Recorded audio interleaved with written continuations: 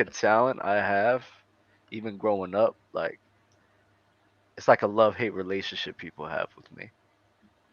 They love me so much, but then at the same time, I get under their skin where it's like, what the hell is wrong with this guy? At least I Diggy. I don't really know if people like or dislike me. To be honest, I just be here chilling. You don't go outside. You're bubble boy. You're Haven't the had many best. bad reviews, so You're the best bubble boy out here, man. thank you. Leave Diggy with the super chat. Before we start off, he's coming disrespectful today. Pause. But hey, man, we like the banter. We love the we did a show yesterday and we talked about LeBron James, so we're not going to talk about him today. This is the Tim Duncan day. Tim Duncan day. We're going to talk about Tim Duncan. Everybody's thoughts on Tim Duncan and where he ranks all time. Tim Duncan's a guy that's been in the last few weeks, ever since Lowe really got on the channel. Tim Duncan's been a guy that people really been talking about more and more of. So I just want to know where everybody's head is with this guy. You know, is he really top five? Is he really just in the bottom tier of the top 10? How great really is he?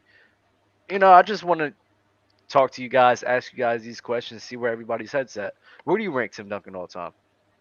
Let me check before I go and lie. I have Tim Duncan at 7. 7. Okay. I it's like a tier. You know how we do tiers, Mars? Mm-hmm. So for my tier is like I have MJ, Kobe, Braun. Actually I got MJ and then LeBron. Yeah, it's really just MJ, LeBron, and Kobe. Like that's a specific tier. MJ is his GOAT tier. LeBron is really that tier right there, and then there's Kobe right there. Then after that, that third tier is Kareem, Shaq, Tim Duncan, Hakeem Olajuwon. So it's like I got the same people.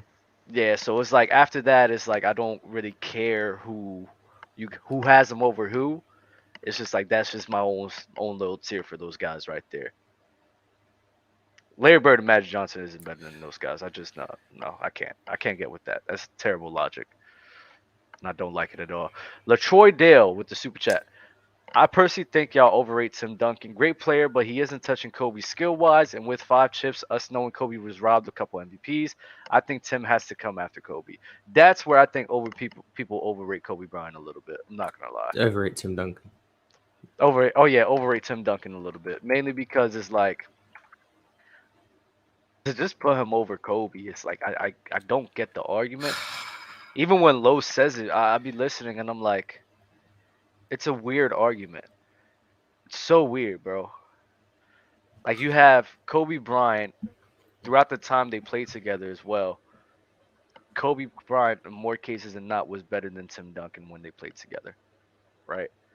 Kobe Bryant, on top of being arguably a top two, top three scorers in league history, was also a great defender as well. Tim Duncan, probably arguably a top three, top five defender in NBA history as well, along with great scoring ability too.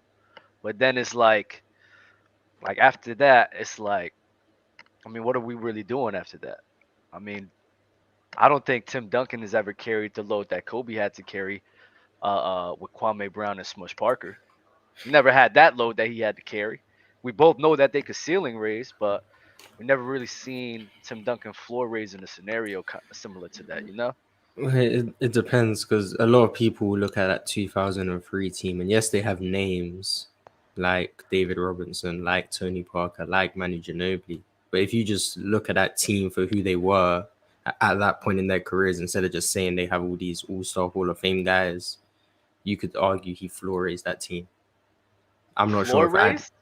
yeah, 'cause that team without Tim Duncan, a lot of people they're not a championship. They're not close to a championship team. They might be a play. Close? They might be a playoff team, whatever. But Okay.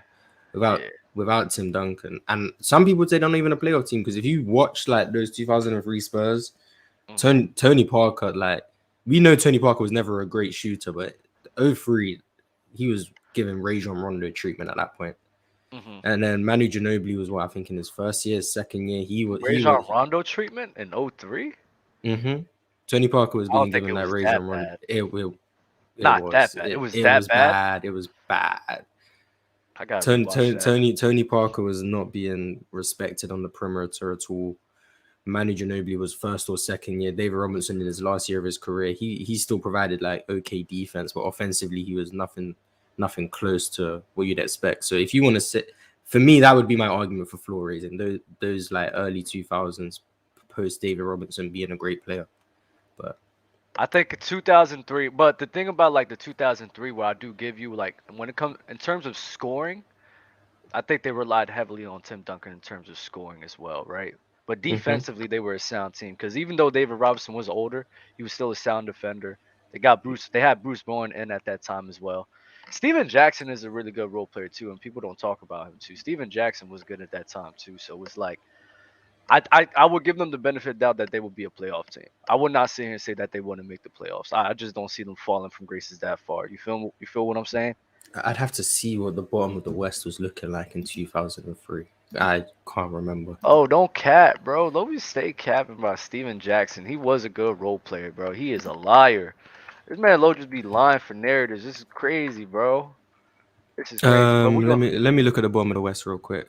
Hmm. New Orleans was near the bottom. Okay, you got New Orleans, Portland, the Jazz, Phoenix. So if I'm looking at those teams in terms of wins, Portland had 50 wins, Phoenix had 44. Um, how many wins did New Orleans have? I mean, at that time, I think a lot of them was like 50 wins Oh, teams. New And that's Orleans is in the East. 2003, I'm right? bugging. Portland, Minnesota, the Jazz. These teams, they're not 44 wins being the baseline. Hmm. I don't know if that '03 Spurs team wins 44. I'm not. 44. That's only a little bit above 500, bro. So I'll give them the benefit of the doubt. Especially with your Lord and Savior, Manu Ginobili, your Lord and Savior. He was a This is rookie. nah, this is your Lord and Savior, Yeah, Mars. Cut it out. no, Cut it out. I like Manu, and I think he's underrated. Do I think rookie Manu Ginobili is enough to get 45 wins in the West at that time? It's a good Probably defense. not. Bruce Bowen, good defense with Tony Parker, Manu. I think they could, but we gonna start bringing people up here for some of these one-on-one debates. What's good, family? Oh, and another thing. Sponsor of today's show is Lucra. Tonight I've been thinking about Gary Trent Jr. versus Fred VanVleet for points for the Lucra wager of the day, man. So guys, log into the Lucra, use Players Choice Code to get extra free $5, man. And that's the sponsor of today's video, bro. What's good with you, Jay? How you feeling, brother? Feeling good, feeling good, feeling good. How about y'all? We good, bro. We good. We good. Yeah, I'm good. I'm good. All right, I got it. Dub, you messed up about this whole Tim Duncan thing. Why do you think he's overrated No, no, no. I don't think he's overrated. No, no, no. I only when it comes said to Kobe? yeah. When it comes to Kobe, when guys just sit here and have those arguments, like a lot of people who say Tim Duncan's over Kobe, they just act as if it's like law, and it's like I could see the argument for both.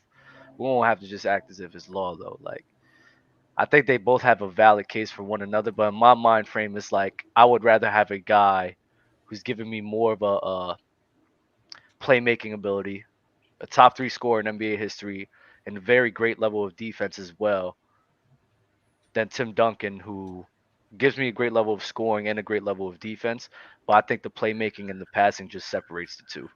Not just great level of defense, he's anchoring some of the greatest NBA defensive teams for the last 25 years, 15 Ah, years. and when people use those arguments, I hate them when they use those arguments because that's. Do you believe rings? Do you believe team success in rings is the true determining factor of a player being better than another player?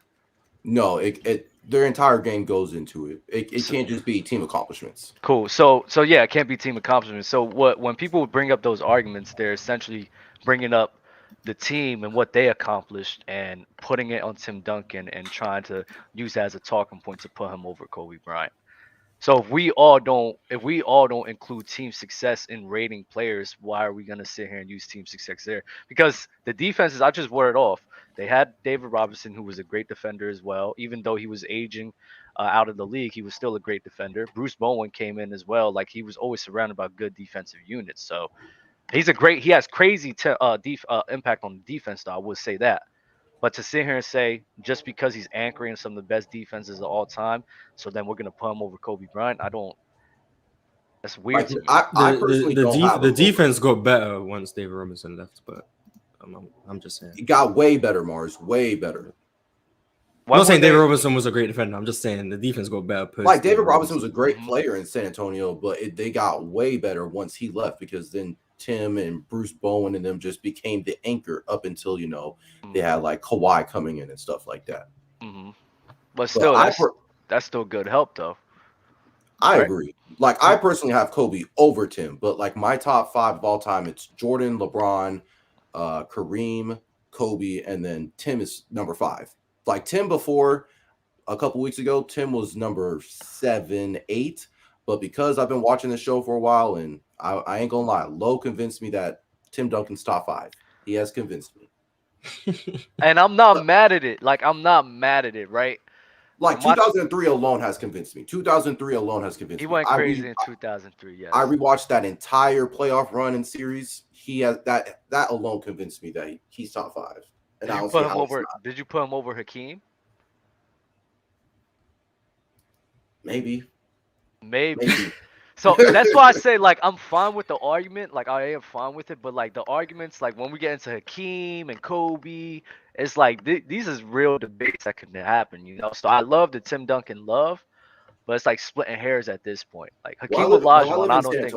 Well, I live in San Antonio, so it's kind of so it'd be messed up for me not to like have some respect, but I just gain more because again, 2003 alone was just crazy. It was nuts. And, yeah, and personally, as a player, I might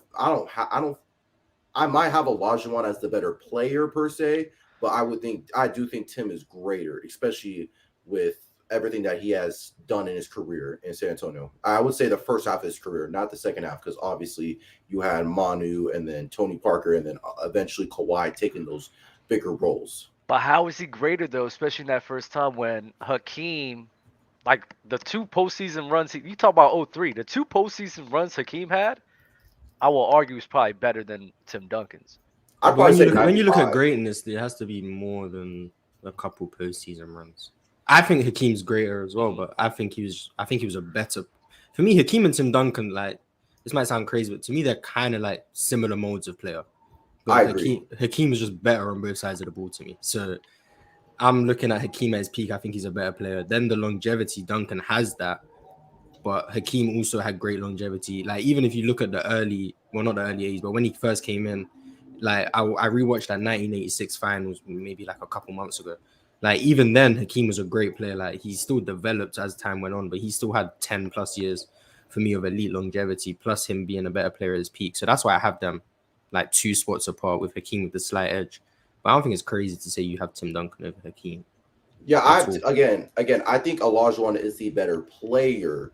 Like I think Olajuwon's the better player, especially defensively, because in my opinion, Olajuwon is either top 3 to the best defender of all time. And the team that I would want anchoring, I would want him on my team anchoring my defense for what he did it for 10 plus years. Not a lot of players in the NBA that are great defenders of all time can really have that longevity of defense. I agree.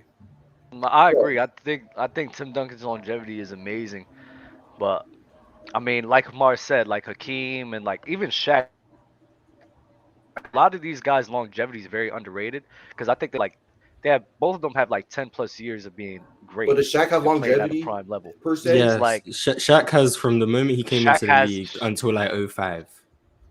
I only started watching Shaq up until I rewatched Shaq from 2000 to obviously until he retired. So I haven't watched him from before that. Except for 94. Shaq in his first year was dropping 23. Then after that he was dropping 29, 29, 26, and 28. Like as soon as just watching the games, like Shaq was just on a different level, especially in Orlando because he was very more mobile. Like he was running around. We talk about Giannis. He gets compared to Giannis a lot because of what Shaq was doing in Orlando. Like he was running the floor a lot too.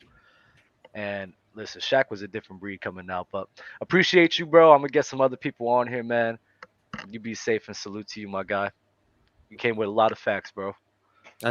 People do need to stop underrating Shaq's longevity just because they think he should have done it longer. Because those are like, I'm not a huge fan of accolades, but if you make the top 50 all-time list in your 4th year in the NBA, that has to mean something. That's crazy. That has to mean something.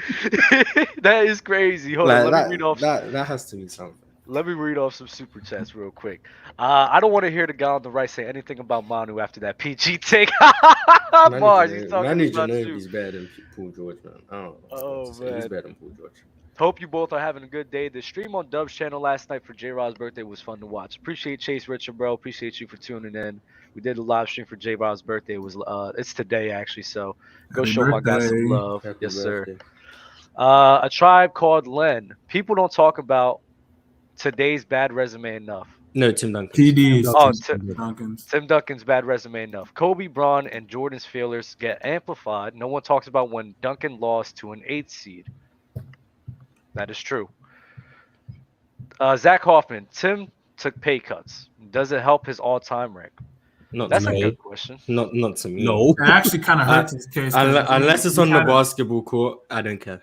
He had a stable. I would argue that Tim Duncan was like, his peak wasn't greater than many of the players that people may have him ranked ahead of, but I feel like his team coach situation was just better. It's the reason why they never repeated. Like, typically really great players, like at their peak, have enough to take their team to at least repeat, whether it's a double or a three-peat. Tim Duncan, there's a reason he never repeated. I think his ceiling is lower than less people's, but he was just on a good organization and played his role. I don't know. His core stayed together longer than most other all-time greats. I thought this was a player evaluation, not team success, right, Dub? Like teams repeat, not players, right?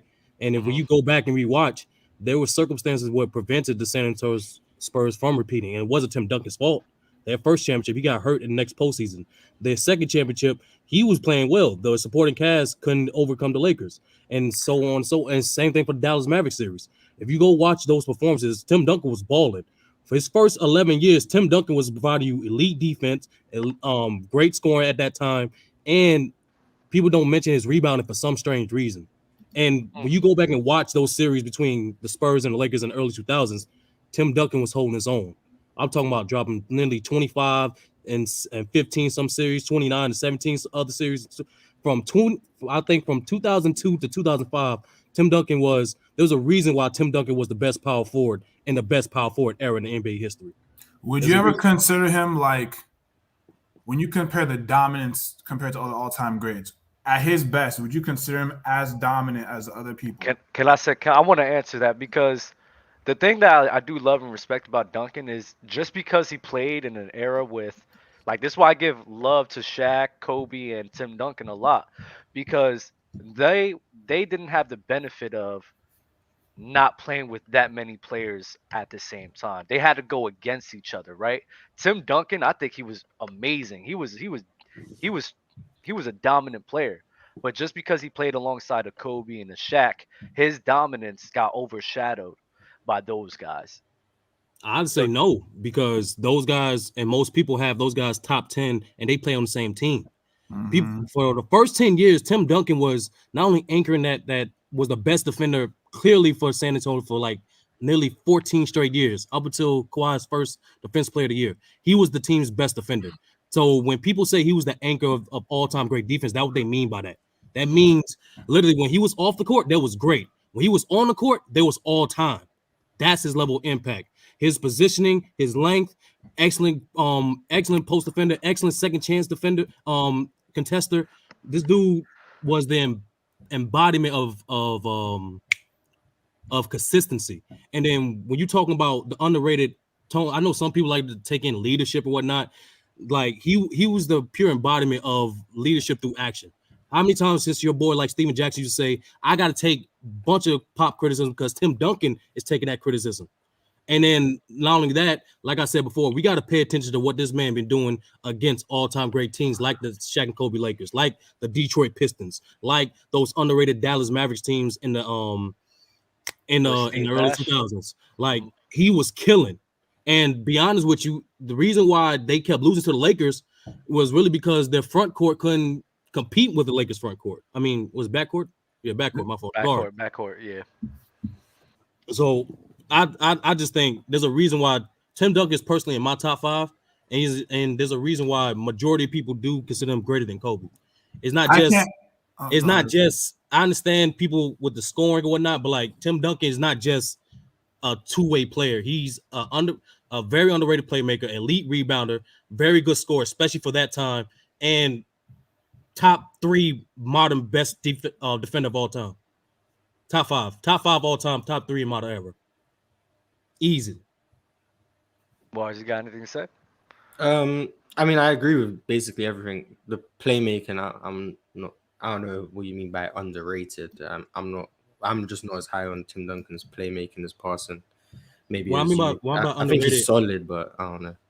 There's nothing extraordinary. A lot of people think Pop was coaching at a Hall of Fame level in early Tim Duncan's career, and that wasn't the case. When you go watch majority of those series, he was creating for majority of those guys on the offensive end through his low post presence and mid post presence.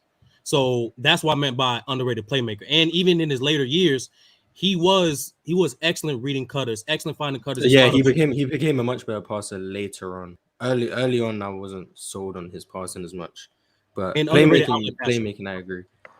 But when I look at Tim Duncan just solely as a playmaker and a passer, I think early on, prior to like, I want to say like maybe just before 2010, I think he was a solid passer. I think early on, I think he did struggle with reading some double teams, and sometimes he was making some of the more basic reads because the more advanced passes, I just don't think he saw them or he couldn't make them. I think his vision was a bit shaky. For example, I think Shaq was just a clearly better passer than Tim Duncan.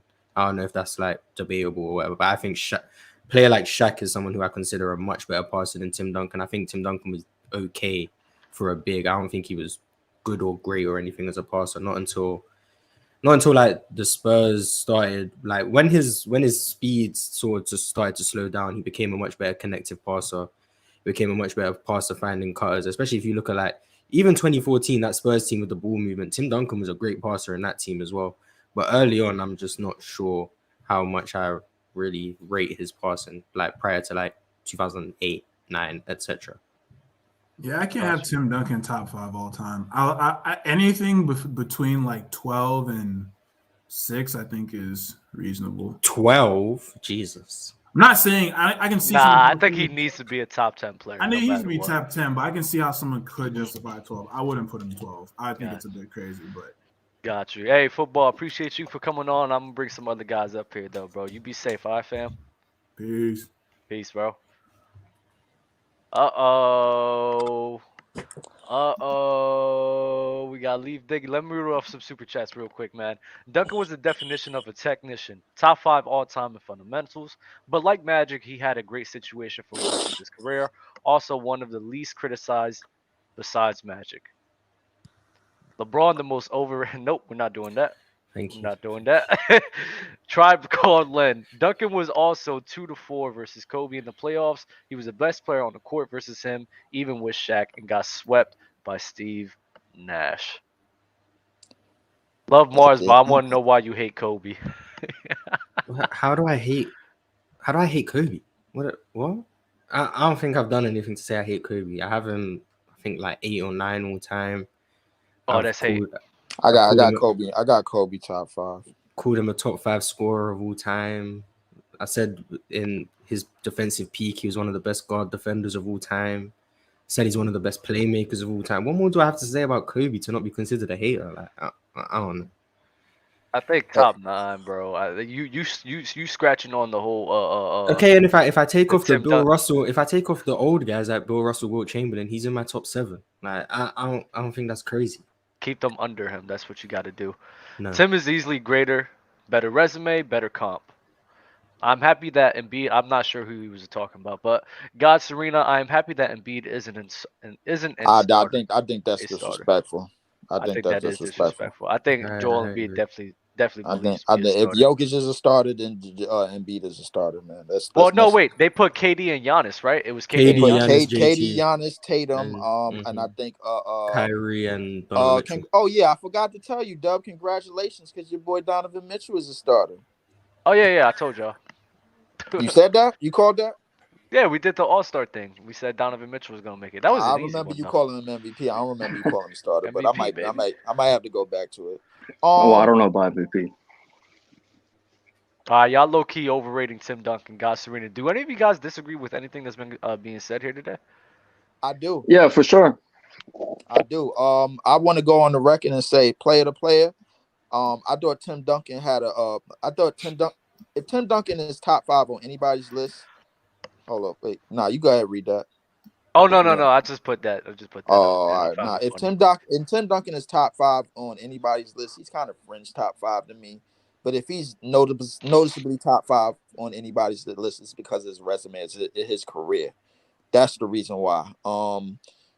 I think Tim Duncan, player to player, I don't think he was better than Elijah Wan, and I don't think he was better than Kevin Garnett, player to player. Be honest with you, like, because I think Kevin Garnett clears him on the defensive end, and I think Elijah Wan clears him on the defensive end as well. Elijah Wan, we've been on record saying Elijah Wan was the best two-way player at his position. Everybody in here agreed with me when I said it. And then Kevin Garnett, what he's been able to do on the defensive end for the majority of his career and most of his playing years, I think it clears him as well. But like, to me, Duncan, to me, what being the anchor, most of it came once they put zone defenses in the league after 2001. Like, so we really want to be fair about that. Like, Duncan did his job. He didn't fall for fakes and he didn't fall for nothing like that. But I think Duncan thrived off of an era where once they put zone Mars, defenses in. correct me if I'm wrong. Didn't Tim Duncan make all defense like in '99 and 2000? I think as a rookie he did, but he's not wrong in terms of the Spurs defense catapult. Got better once they implemented like the defensive rules, but then it also elevated again in 04. And then we know what happens 04 onwards when they did the hand checking rule and they made offense easier, but the Spurs defense was still great. So you could argue that the rules in 01 benefited them, but then the rules were meant to benefit offense in 05, and the Spurs defense was still elite. So I don't know. I think it goes both ways. Yeah, I think it goes both ways. But the thing is, the thing about that is, Hold up, Leaf. I want to ask Platano what he got going. No, what I want to figure out is why is winning a championship or leading your team to a championship only team success? Like, what are you not playing a team sport? Like, do basketball players not play to win the championship? Isn't that the most important thing you can do as a player is lead your team to a championship? Yeah, the most important thing is winning, but you winning doesn't mean you're better than someone who didn't win. Yeah, but we're That's talking what it's about, are we about. talking about better or are we talking about greatness? Because greatness is something about your career, your impact. It's more than better because, I mean, yeah, we all agree Hakeem Olajuwon is probably one of the best players ever, but his career doesn't match his skill level. Yeah, that's some people who rank the greatness thing and they care about the titles and the MVPs and the accolades. Those people, that's fine if you want to say Hakeem's career doesn't match up. I know me personally, when I'm ranking when I'm ranking greatness, the way I just don't want to factor in things that aren't solely the individual player in any of my rankings of players. So when I'm But ranking greatness, it's simply just how good you are, how long it was sustained for. That's all it is to me. I but understand people don't like that definition, but that's just what it is. it's not that I don't like it. It's that I think when you do that, you eliminate part of what basketball is. It's a team sport, and every player is looking to win. And then I think after winning a championship, let's say you don't win Finals MVP or win whatever that is, the next thing you could do is probably win an MVP. That's the league recognizing that you're great, like, or at least you had a great season. So I think like you get like peak, I think is what you're talking about, where how good was the player, how long did they have it for or whatever. But to eliminate team success in a sport where one player can affect the team probably the most, except maybe quarterback, like, or pitcher. Like, it's only No, 5 players. NBA players affect the game way more than a lot of other team sports. It's probably up there. Probably soccer maybe is the one maybe comparable, but I'm not sure about that, Mars. But I think NBA one player has the greatest level of impact on the team and where they're gonna be to. My whole point is though, when I sit here and look at the greatest players of all time, Michael Jordan, LeBron James, even Tim Duncan, Shaq, they all needed all-time great supporting cast in order for them to win a championship. All of them did. Michael Jordan needed a great supporting cast. LeBron needed a great supporting cast. Shaq needed Kobe to have that run that he had.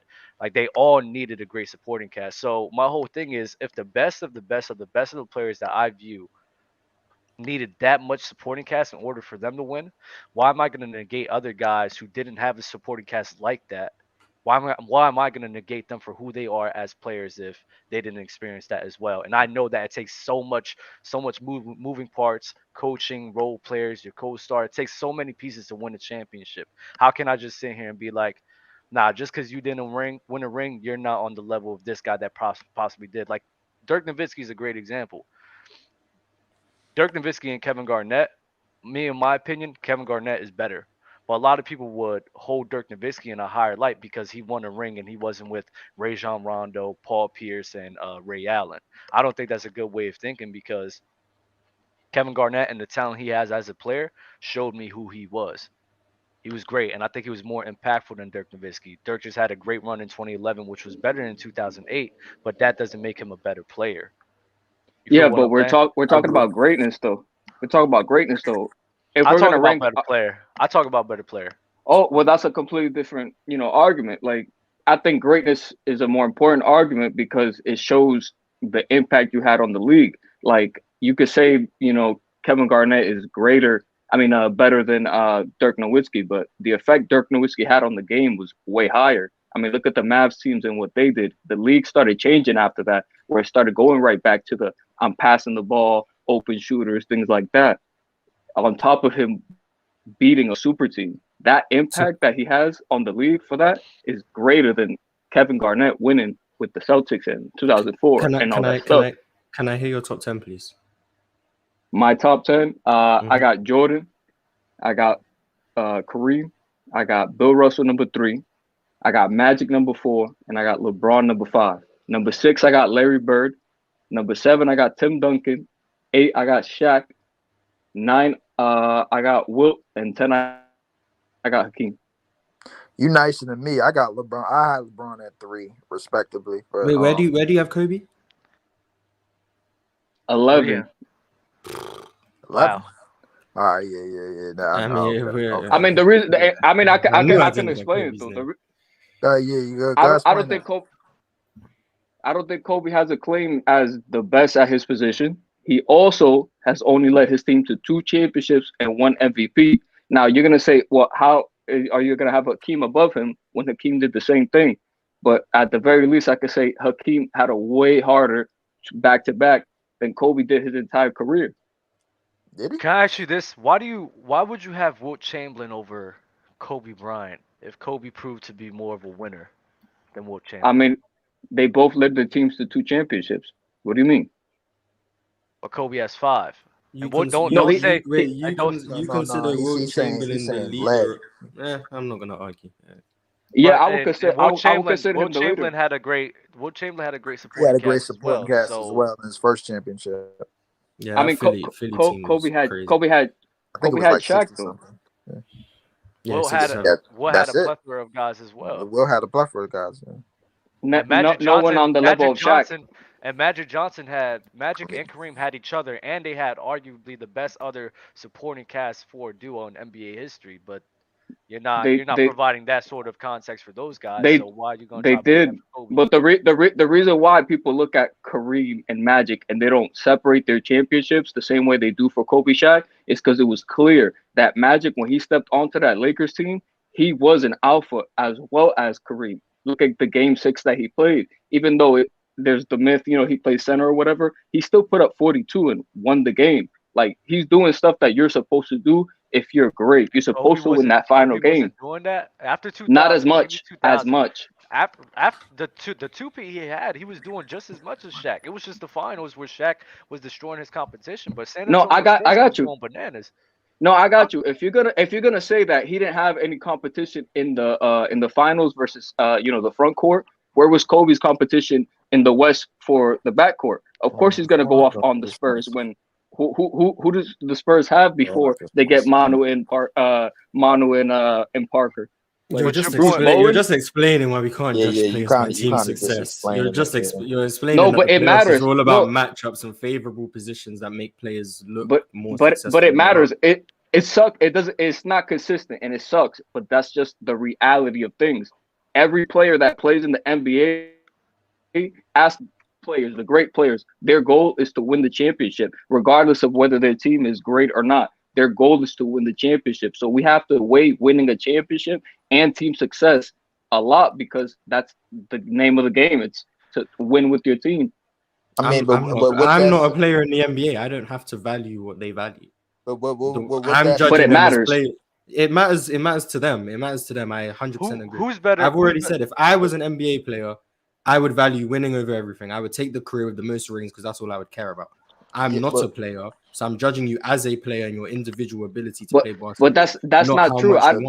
That's it. That's not true. I don't think players would take a Bill Russell career 11 rings over a Jordan 6 ring. No, I'm saying I would. Me personally, I would if I was a player. You take Bill Russell over Jordan Mars? I'm taking Bill Russell's career over everyone. Can I ask you this?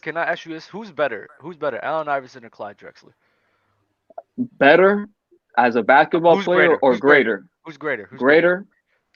That's tough. I mean, I'm trying to think because Clyde did lead 2 teams to his finals, and then he got his ring, with Hakeem. AI lit. I'll give it to Clyde Drexler. AI had more impact on the league. I would agree. I would agree. Who was greater? Which is why I'm surprised Kobe's not in the top 10 because we're talking about Kobe's impact on the league. Everyone today says that they're looking up to Kobe. He's picking. Steph Curry's impact on the league is crazy as well. But he's piggybacking off of Jordan. But I think people today aren't looking up to Jordan. They're looking up to Kobe. It's all about Kobe. It's about the mentality. It's what they got from Kobe Bryant. That's impact.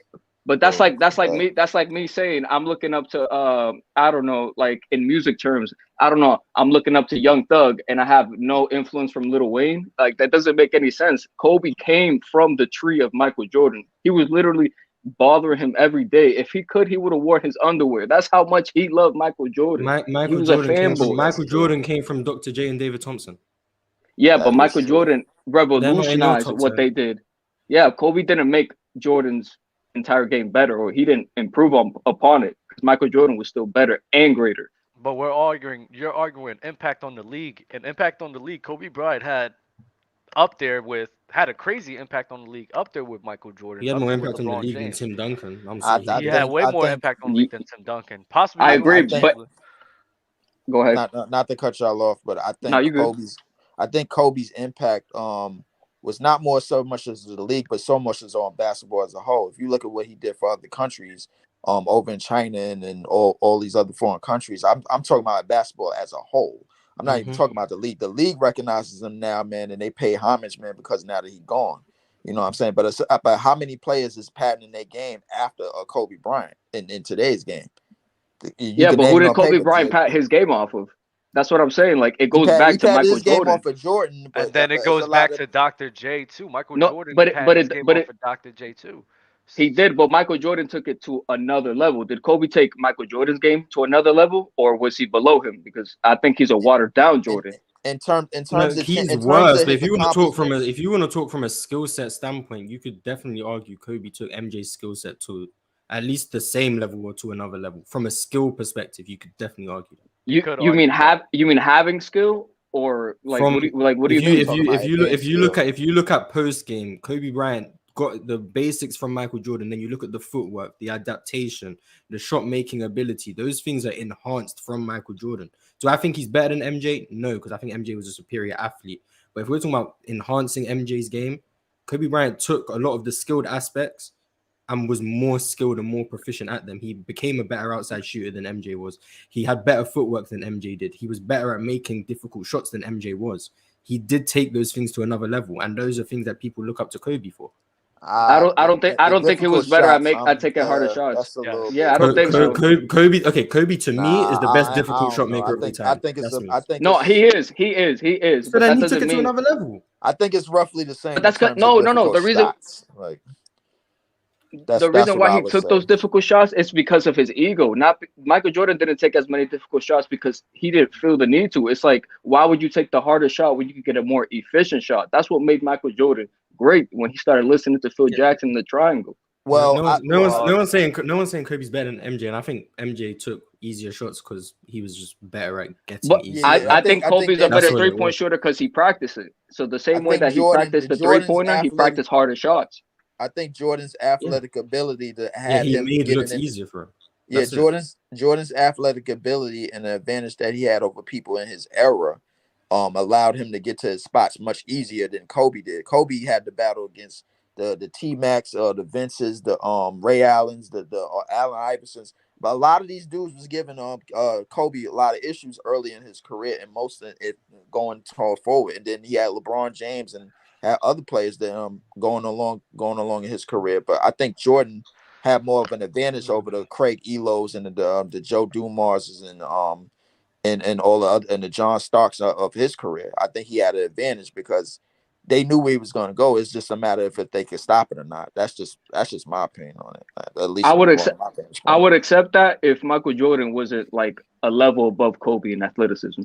Like his first step definitely was. So I mean, it's kind of hard to be like, oh, like who he was facing couldn't really handle it. When if he was in Kobe's era, they couldn't handle it no matter what. No era can handle Michael Jordan's athleticism. He's that crazy. Big Low. That's all. We'll argue that, but I mean, what you got? Tap in real quick, bro. What you got to say, man? He's disappointed. I'm wrong about something, man. Go ahead, Lo. Man, the Duncan disrespect is ridiculous, man. It's getting out of hand. It's and the Duncan line is also just getting out of hand. Nobody even been there's been a lot of praise for Tim Duncan, bro. What are you and there's still just lies on top of lies. Okay, like somebody brought up. I don't think it was you, but even this conversation, Kobe's a better tough shot maker than Jordan. I don't know what to tell y'all. I'm not saying that. Nobody said he wasn't. Y'all did just say that, no? Nah, yeah, someone said he was. Someone said he was. They said he was. I said he was. Difficult shots, but I'm saying, bro, no, I can't agree with that because I think it was like kind of roughly the same for me because like if we go look at Jordan's montage. A lot of it is difficult shots, difficult layups, and difficult just athletically what he would the way that he cleared a lot. Layups and shots are two different things, though. But that's the point Mars is making. Mars isn't arguing. Those counted shots. What Mars was arguing wasn't the fact like you're saying his athleticism contributed to him being a tough shot maker. What Mars said is that him being a tough shot maker without that athleticism goes to show how he put his game on a different level. Okay, he didn't rely on that. He didn't rely on that, especially in an era where it wasn't as spaced out.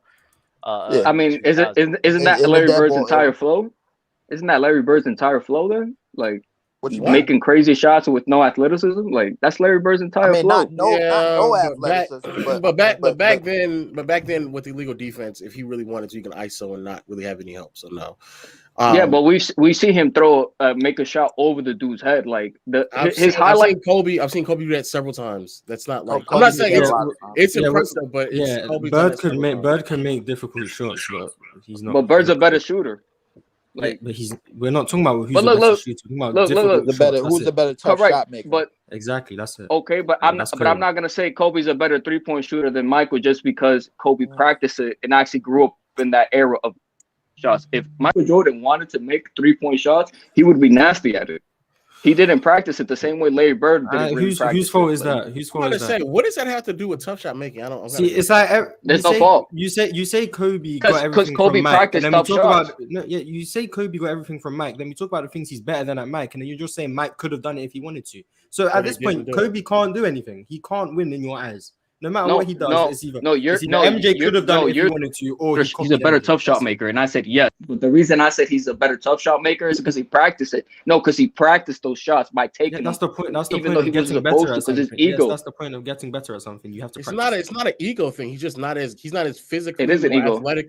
He's not as athletically gifted as. He can't create as many good looks as MJ could because of his athleticism not being as high. So he had to make those difficult shots. He doesn't have the same wingspan, arm. His hand isn't as big. He doesn't have the same athleticism. Like he's not as gifted. Kobe's literally known for taking the shot in front of 3 players. I mean, Kobe's reasoning for taking the toughest shots is because he's saying, "Why would I pass to these players when I don't see them put in the work I do?" That's 2 years out of his career. y'all killed the whole Smush Parker. And I know, but that's 2 years out of his career. That's just 2 years. When he was playing with players like Smush Parker and them, and he felt like they were not good enough to pass, yes. But for most of Kobe's career, the reason why he was the other years he had Phil Jackson to tell him to pass. Okay, it's still 2 years. We're still talking about 2 years of his career. The reason why he was a huge reason why he was taking those tough shots is to keep the defense honest, proper floor spacing, and sometimes to just bail out the team because the triangle offense becomes stagnant. Those are the main reasons why. I gotta go ahead and bring some other guys up here, but I appreciate you guys for tapping in. Leaf, what was your question before you go? Hey, Lo, I wanted to hear Lo's thing about the Tim Duncan disrespect, but before I get up out of here, man, is it safe to say, man, that this whole format of the show has changed because of me, man? Man, get him out of here. Yes. I'm asking the question. Don't come on, Lo. I'm just get him out of here, dog. Yes. That's the reason. That's the reason. With all due respect. Yes, that's 100% the reason. You spoke too much. All right, but Lo, with all disrespect, man, like I'm only up here maybe 2 times a week. I thought because open gym to me was like the best thing. The way it was going in the previous weeks that was going before me, I just thought it was a whole free fall. And if I'm wrong to think that, man, like that's me. But my name got dragged in the chat, and then my name got hashtagged yesterday. We just tried different things. And I want to call it. I wanted to call a couple of people out personally by name. Go ahead. Hold on. Let me put. I wanted to call a couple of people out personally by name because my name been dragged in the chat for the last couple of weeks, man. Clay Watkins. And I think Jeremy Conley, man, like anything I said in the past about your favorite players or about my takes, I thought I was gonna be able to battle up here. But since they done changed the whole thing, it is what it is, man. I guess we gotta wait till then. But as far as if you guys are able to get in here at the same time, we can set this up. I'm all for that. Clay Watkins, Jeremy Conley, come on down, man. Like Jeremy Conley, Clay Watkins, you guys got called out in the next few weeks. Lo is always calling me out, man. Or what? Nah, that's not true. Nah, that's not true, Leaf. Nah, this didn't happen. Yo, I want y'all to come on down, man, and see if y'all can find me, man. Because my face will be on here every week, man. Let it be known. Man. Be safe, man. Be safe. All right, man. Peace. Yep. Guys are hilarious. Jesus, Mars, you're hilarious, bro. I can't. When I asked you to if you wanted to change the format, I'm not ready. I'm about to say, what just happened? He just mute you. Wow, that's crazy. There was like five people. There was like 5 people. Do the ops. See the ops right now. And they said a combined about 4 words. I'm like, people are coming up here and they're not even getting to talk. So we have to change something. There's no point being up here just to listen. That's pointless. I got you. What's good, fellas? How y'all feeling today, man? Let me read off some super chats before y'all go at it, bro. If not for championship success, is Tim Duncan better than Malone, Garnett, or Dirk? All right, I want to address this. Championship.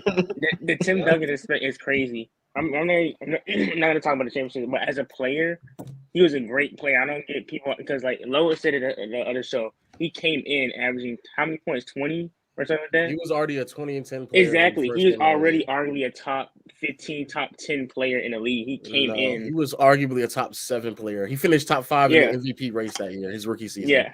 I don't know the players back then, so that's why I said arguably. I don't want to, But yes, Tim Duncan came in and was great. So I don't understand when people talk about his greatness. He's the greatest power forward all time, and he is very skilled. He's not a flashy player. Yes, I think maybe that's why people underrate Tim Duncan, but Tim Duncan does deserve to be in the top 5 talks. I don't have him in my top 5 top personally. I have him like I swap him between 5, 6, and 7. However, but Tim Duncan is one of the greatest defensive players of all time because how he has a. Let me just pull up his resume real quick. Got you. While you're looking for that, I'm gonna read this off. Kobe being the best tough shot maker is both positive and a negative. Very few can make those shots, but it destroyed his efficiency. Okay, got it. Old heads, hold up, Dev, real quick. Old heads don't ever bring up David Thompson for some reason, but was one of the blueprints for Jordan. Dropped 73 in, but will bring up lesser players. Go ahead, bro. Tim Duncan is a 15-time all defensive team. That's crazy. He's a fine. Nobody better talk about his MVP. 2-time MVP, but Tim Duncan display is kind of crazy.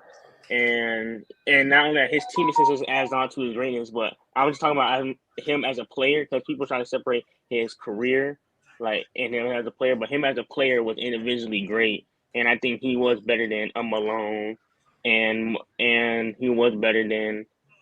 And I disagree when he said Dirk, KG clears him defensively. I feel like KG is a better defender because it's perimeter oriented, because KG has a perimeter. But when he said clears, that was crazy to me. But I agree, Tim Duncan disrespect was kind of wild in that last one. I want to ask: is KG without rings better than Tim Duncan? The BMG show. I want to ask you this: Is KG better than Tim? No. Thank you. Not even close. No, because Tim Duncan has a face-up game as well, and Tim Duncan was one of the best post players of all time, offensively and defensively. They're close together. I say KG is a better defender because of perimeter and probably versatility, but Tim Duncan is one of the greatest shot blockers, impacted defense, and I don't know the numbers off the top of my head, but Lowe probably knows the defenses he was able to anchor in those championship runs and how he's able to compete. But Tim Duncan is a better player than KG and the greatest power forward of all time. I got KG third. KG's third. You think it's close, Mars? Why is it close? Not even remotely. If we're talking their whole careers, then no, I think it's Duncan. But if you simply talk about both of them at their best, I think Duncan is a better player, but I think KG is close to him. If you look at him as a passer and a playmaker, he's just clearly better in my opinion. That's not even close to me. He's just a clearly better passer. You think KG's a better? You think KG's a better passer? Okay. Yeah, KG's a clearly better passer and playmaker in my opinion. Yeah. He's a better defensive rebounder than Duncan. I don't think he's a better offensive rebounder, but that's also because he didn't play as close to the rim as Duncan. I think as an outside shooter, he's better than Tim Duncan. I think the reason I don't have him over Tim Duncan peak for peak is because I think his scoring game overall wasn't good enough, because I just don't think he could generate as much easy offense as Tim Duncan could. He couldn't. And that's why in the playoffs his efficiency tended to plummet. Plummeted. No, you're just saying the same thing but with aggression. But yeah, I think the fact that he settled for a lot of outside jump shots because he didn't want to battle inside, B wasn't good at fighting through contact in the lane, and that overall hurt his efficiency. He didn't get to the free throw line enough. But defensively, I think that comes down more to a personal preference, in my opinion. I agree with that. Duncan's the better rim protector. He's the better traditional 5 defender. KG's the more versatile, better perimeter defender. I think KG for me is the better defender because I think he's the best pick and roll defender I've ever seen. In terms of rotations and able to plug up gaps, I think for me, what I've seen, I don't think I've ever seen him miss a rotation. I don't think I've never seen him take a play off defensively. All of those things combined into one. I think he's a better defender, but the reason I don't have him over Tim Duncan, even though they're 1 or 2 spots apart for me at their peaks, is because of his lack of his scoring is just much worse than Tim Duncan, in my opinion. I have a quick question for all three y'all up top. How long? I don't know. How long was Tim Duncan's prime? Where do you think his prime kind of ended? Probably 08, I think. I think it was 08. I think that's when the peak of Tim Duncan, the prime. That's when he wasn't the same. Okay. I gotta ask you something, Doug. Oh no. I watched a video today, a video I think y'all put out from one of your Players' Choice shows. Why did you let Ron get away with that nasty Chris Paul take? Which one was it? Which one? There's so many. There's been a top lot. 30. 30 top players 30. better. Oh 30 yeah, players better. that was bad. So Like That I say that was 4 at hilarious. least. what happens a lot That of was times on the hilarious. player choice show, I get gaslit a lot. So then when they went to the 30 players better than Chris Paul, I spent damn near 2 hours of yelling back and forth with these guys, and I just did not have it in me to go at it for 10 minutes more. So You should have did 80 players better than Stockton just as a rebuttal. I mean, when he said John Stockton, like the first name, I was just like, I didn't ever want to finish the video. I don't understand the hate for Chris Paul, especially just I don't know why I just don't get it. I don't get the hate for Chris Paul. It's just weird. I think it's retaliation because of when you guys talk about John Stockton, they just think Chris Paul, and I think that's just retaliation for y'all taking on Stockton. That's If what anybody thinks that Chris Paul and like John Stockton are like, if we got to be real, they're similar but very different. If people don't know that, I don't think they're similar. I don't even think they're similar. But when they lean off defender and then playmaking and passing, they're like people. Chris Paul's a better overall player. People who think, people who think like John Stockton resembles Chris Paul, I don't think they know what they're talking about at all. Chris Paul is a better overall player, athlete. He's a better overall player than John Stockton, in my opinion. Everything John does, CP3 does better. Look, man. Literally everything. Like, I saw like a Jimmy Harrell video where he did his like tears, and he had like I think. I seen that video. Well, he had 5 players. He was he had to think like, okay, should I put him on the tier now? It was like Giannis, Kawhi, who we put on, Chris Paul, James Harden, and Jokic, who we didn't put on. And I don't get why he didn't put Harden. But when he got to Chris Paul and said, him and John Stockton is kind of similar, but when you see who had a better longevity or like something like that, like you really kept John Stockton and said, nah, Chris Paul, you ain't in it. I know. So but weird. hey, I'm gonna get some other guys up here though, but appreciate you guys for pulling up, man. All right, y'all be safe. Stop overrating Kobe though. Top 5. Jeez. Top 5, man. People gotta stop hating on Kobe, bro. Also, wait, let me say this. I think y'all gotta stop hating on Duncan though. This shit's bright as fuck. No one be hating on Duncan though. He's like, I'm not gonna lie though. Nobody has said any type of hate towards Tim Duncan. The whole 2011 Duncan getting knocked out the first round, straight hate. Who said that? Who said that today? Somebody put in. Someone said when he lost to an 8 seed or something. Yeah. Someone said when he got switched by Steve Nash.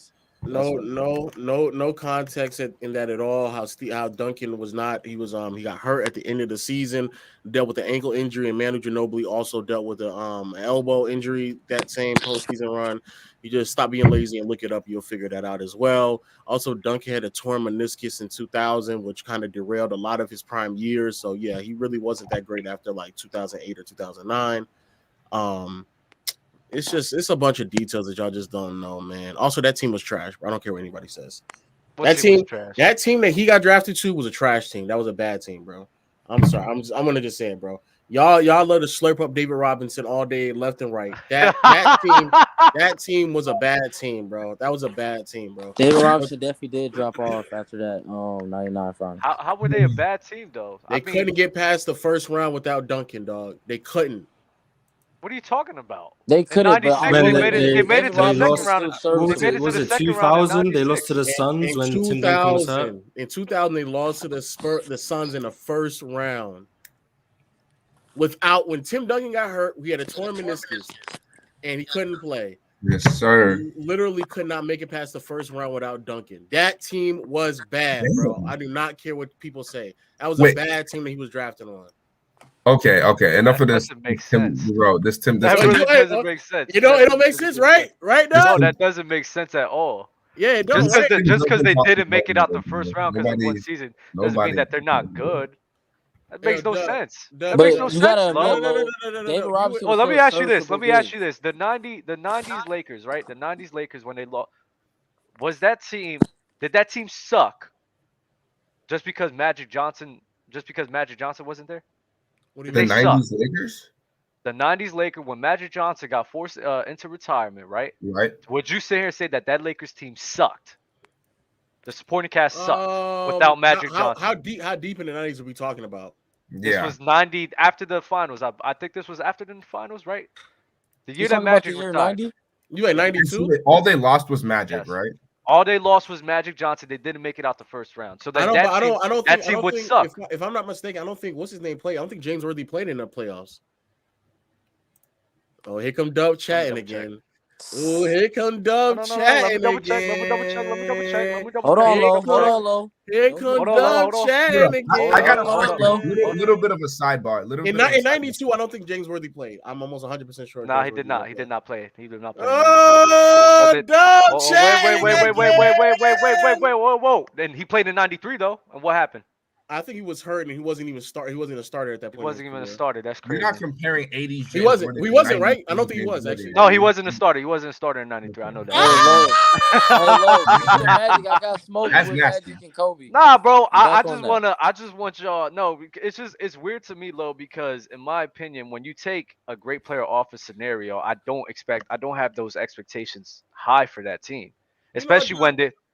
You're right, man. I'm not confused. How about this, Dub? I got a question. We take the best team off, the best player off the Suns. Do you didn't think it was even? The best player off the Suns in 2000? In 2000, yeah. We'll take the best player off the Suns. Do you think it's even in, Dub? They didn't have the best player. And they didn't have the best player either. So Jason Kidd didn't play. Duncan didn't play. And he still lost in 4 games, bro. No, bro. So David Robinson, Robinson was bad. He was not that good of a player at all, bro. No. There's a difference from not being a star player and not being a good player. David Robinson was still a good player. Regardless if he didn't beat the Suns, bro, he was still a good player, Lo. Bro, what are you talking about? They had an offensive rating of 90 in that series. 90. Oh my Without J Kidd. Who? Hey, for the chat, y'all. I'm asking y'all. Who do y'all think was guarding D-Rob? Who do y'all think was guarding D-Rob in that series? Who? This is the chat. The chat's gonna answer. Chat. Who do y'all think was guarding? It was Luke Longley, about to retire. He was 1 year removed from retiring. It was an old ass Luke Longley. I'm nasty, or is that team nasty? Nah, bro, you nasty, bro. You nasty as hell. To sit here and try to say that he is, listen, if you want to say he wasn't that guy or a bit overrated, I'm fine. To say he's trash. Yo, trash, Lo? If you can't make it out the first round, trash. You can't make it out the first round. You can't make it out the first round. Trash though. You can't make it out the first round. It's trash, bro. Is trash? Hold up, can y'all hear me? Yeah. Okay, is it super low? No, we hear you. No, we hear you. I was just confused because I swear to God, y'all brought us in here to talk, and then you guys just went on us. Facts, we did. Dub. We definitely Facts, did. We definitely did. Go ahead. You got it. Okay. So I've been known around your circle a little bit, not your circle, but as the ticket cooker. I go on what's it called, Ticket versus the World all the time, and I'll just be giving them the work. So I was gonna ask you guys, since Dub, you have some egregious takes, and Mars and Low, you guys have some interesting takes as well. What is egregious and interesting? That's insane. You went from egregious. He got smoked. He got smoked today. What's it called? What is like the craziest thing from all the panels or like all the between the main people, the actual hosts and the main characters, whatever. Main characters is crazy. Yeah, wow, the main people. What is the craziest takes you guys have heard? I want to hear it. It's the this bullshit right now saying that David Robinson was trash. I'm sorry, Elder was tweaking, bro. Larry Bird's being a better shooter than Steph Curry. That was crazy. Wait, people say that Larry Bird's the better shooter than Steph Curry? No. That's what Elder said. Elder was basically saying. Elder got dementia. He old. It's whatever. He was basically saying if Larry Bird was in the league today, he could still be considered the greatest shooter while Steph playing, which is just false. Who was shooting in that era? Like who? No one really.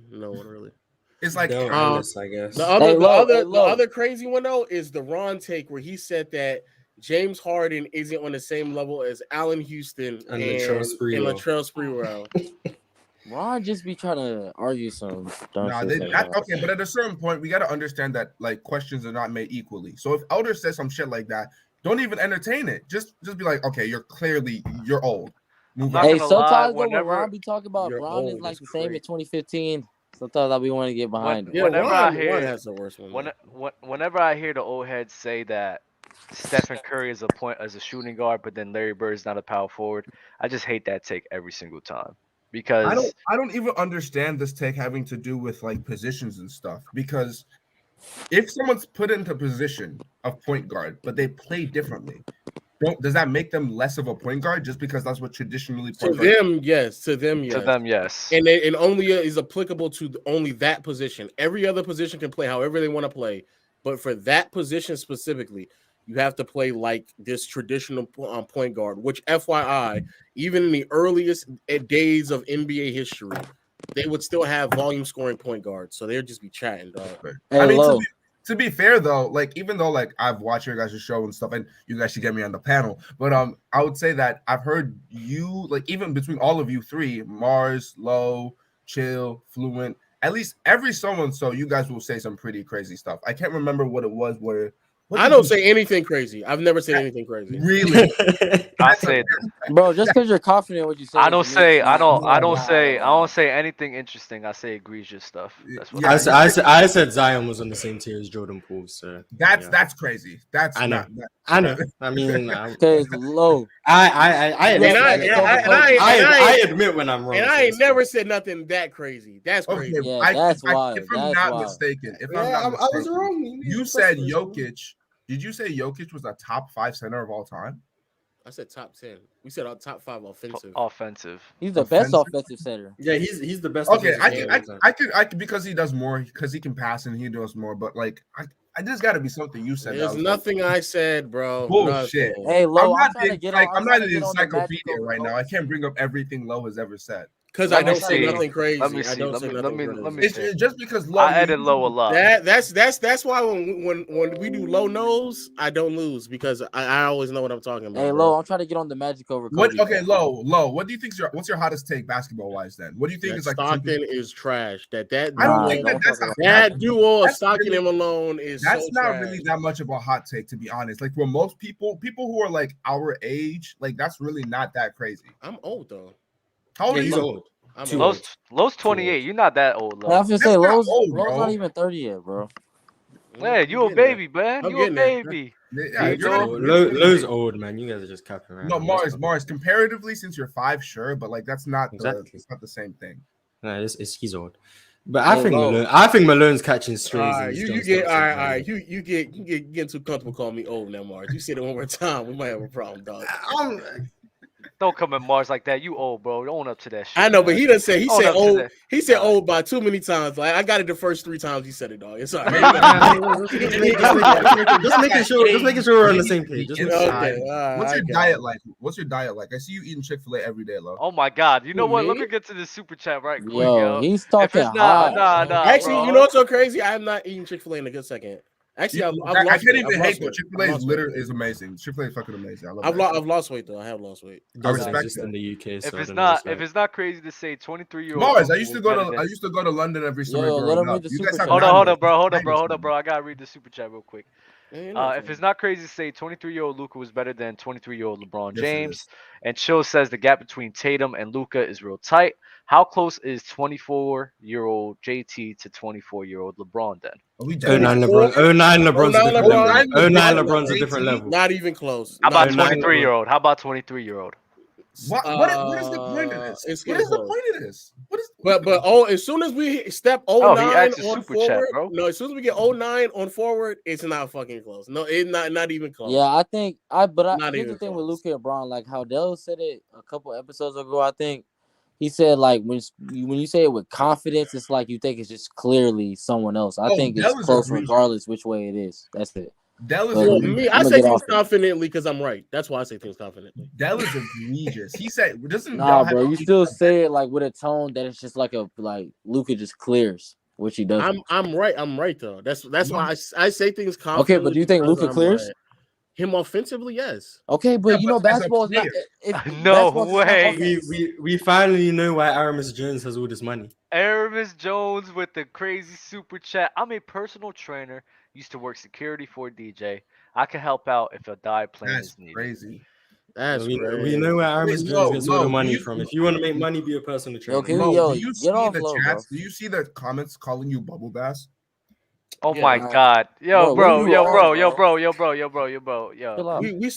We started that meme on. Oh, I don't It's care. like I Oh, don't know my what was wrong. No, with that was Yeah, I was we saying that was started- mad disrespectful. I mean, that's just crazy to me to like say. We to started- another- But let's talk basketball, bro. When we Do started, what? we started that- No. we started that Let meme Lo on- answer. We started that meme on the podcast, so I was a part of the meme being started. I dressed up as Bubble Bass. Okay, Really? Yeah. Yeah, that's wild. I ain't gonna lie, I did not know that. You did it to yourself at that point. That's Listen, wild. bro. I like your energy, but you know, you like on the line. It's like the line is here, and like you tweedle in between the two. But it's cool. Hey though. man, it pays the bills, man. It It pays does. the bills. Random. How No, y'all feel about load management, man? I think load management is terrible. Load management is fantastic. I think people wait. If what's more important, seeing your favorite player play in the playoffs or seeing them play in the regular season? Some people can't. That's not even what it's about. I think the trainers just have too much say. Seeing them play for longer than 12 years. That's what's more important to me. Like okay, but then you have. If everybody's career is going to end a decade into their if all the good players' best years are going to stop 10 years in, then I'd much rather have another extra 3 to 4 years of great play from them. That's what I'd much rather have. I can agree with that, but the thing is like when you have players like Brandon Ingram that's out for majority of the season over a toe contusion, like that's terrible. No, but I feel like that might be a little bit of a over because I don't contusions hurt, man.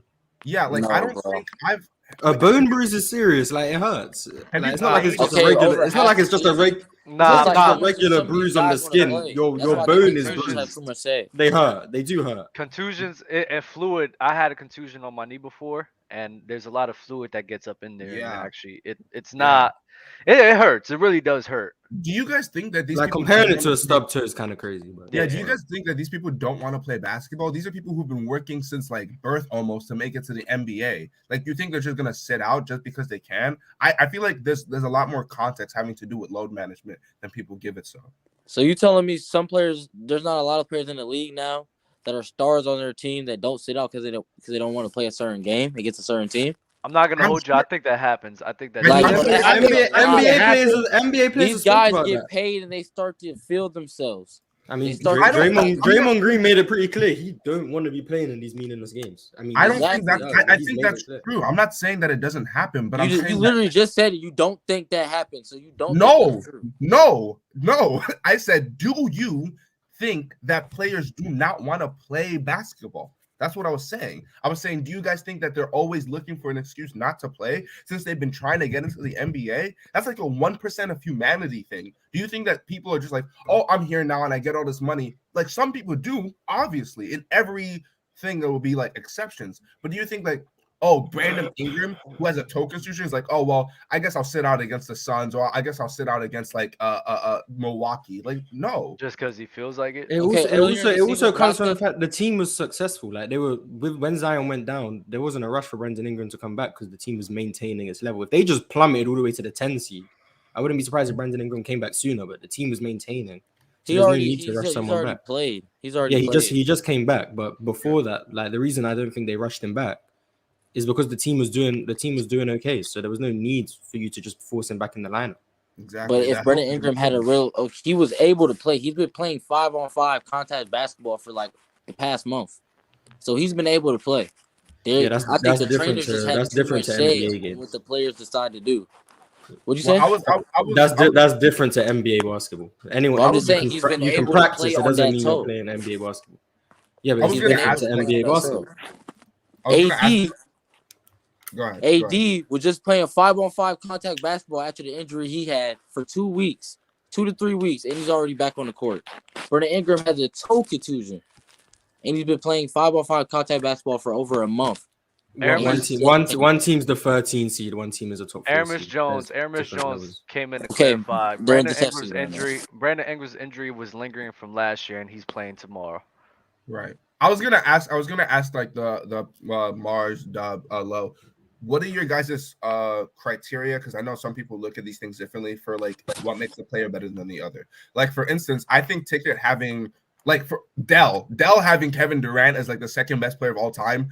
I hear it. I'm just like, there's no way. There's actually. So I'm wondering what's like your guys' criteria for the best, like what makes a player better than another player? I'm sure it's more than just like stats. So the way I look at it is, think about it like this: how many arguments can I provide for one player being better than another, right? So I'll have Michael Jordan, and I'm like, can I win this? Can I win this debate? Can I win this argument to sit here and have him there? And I'm like, you know what?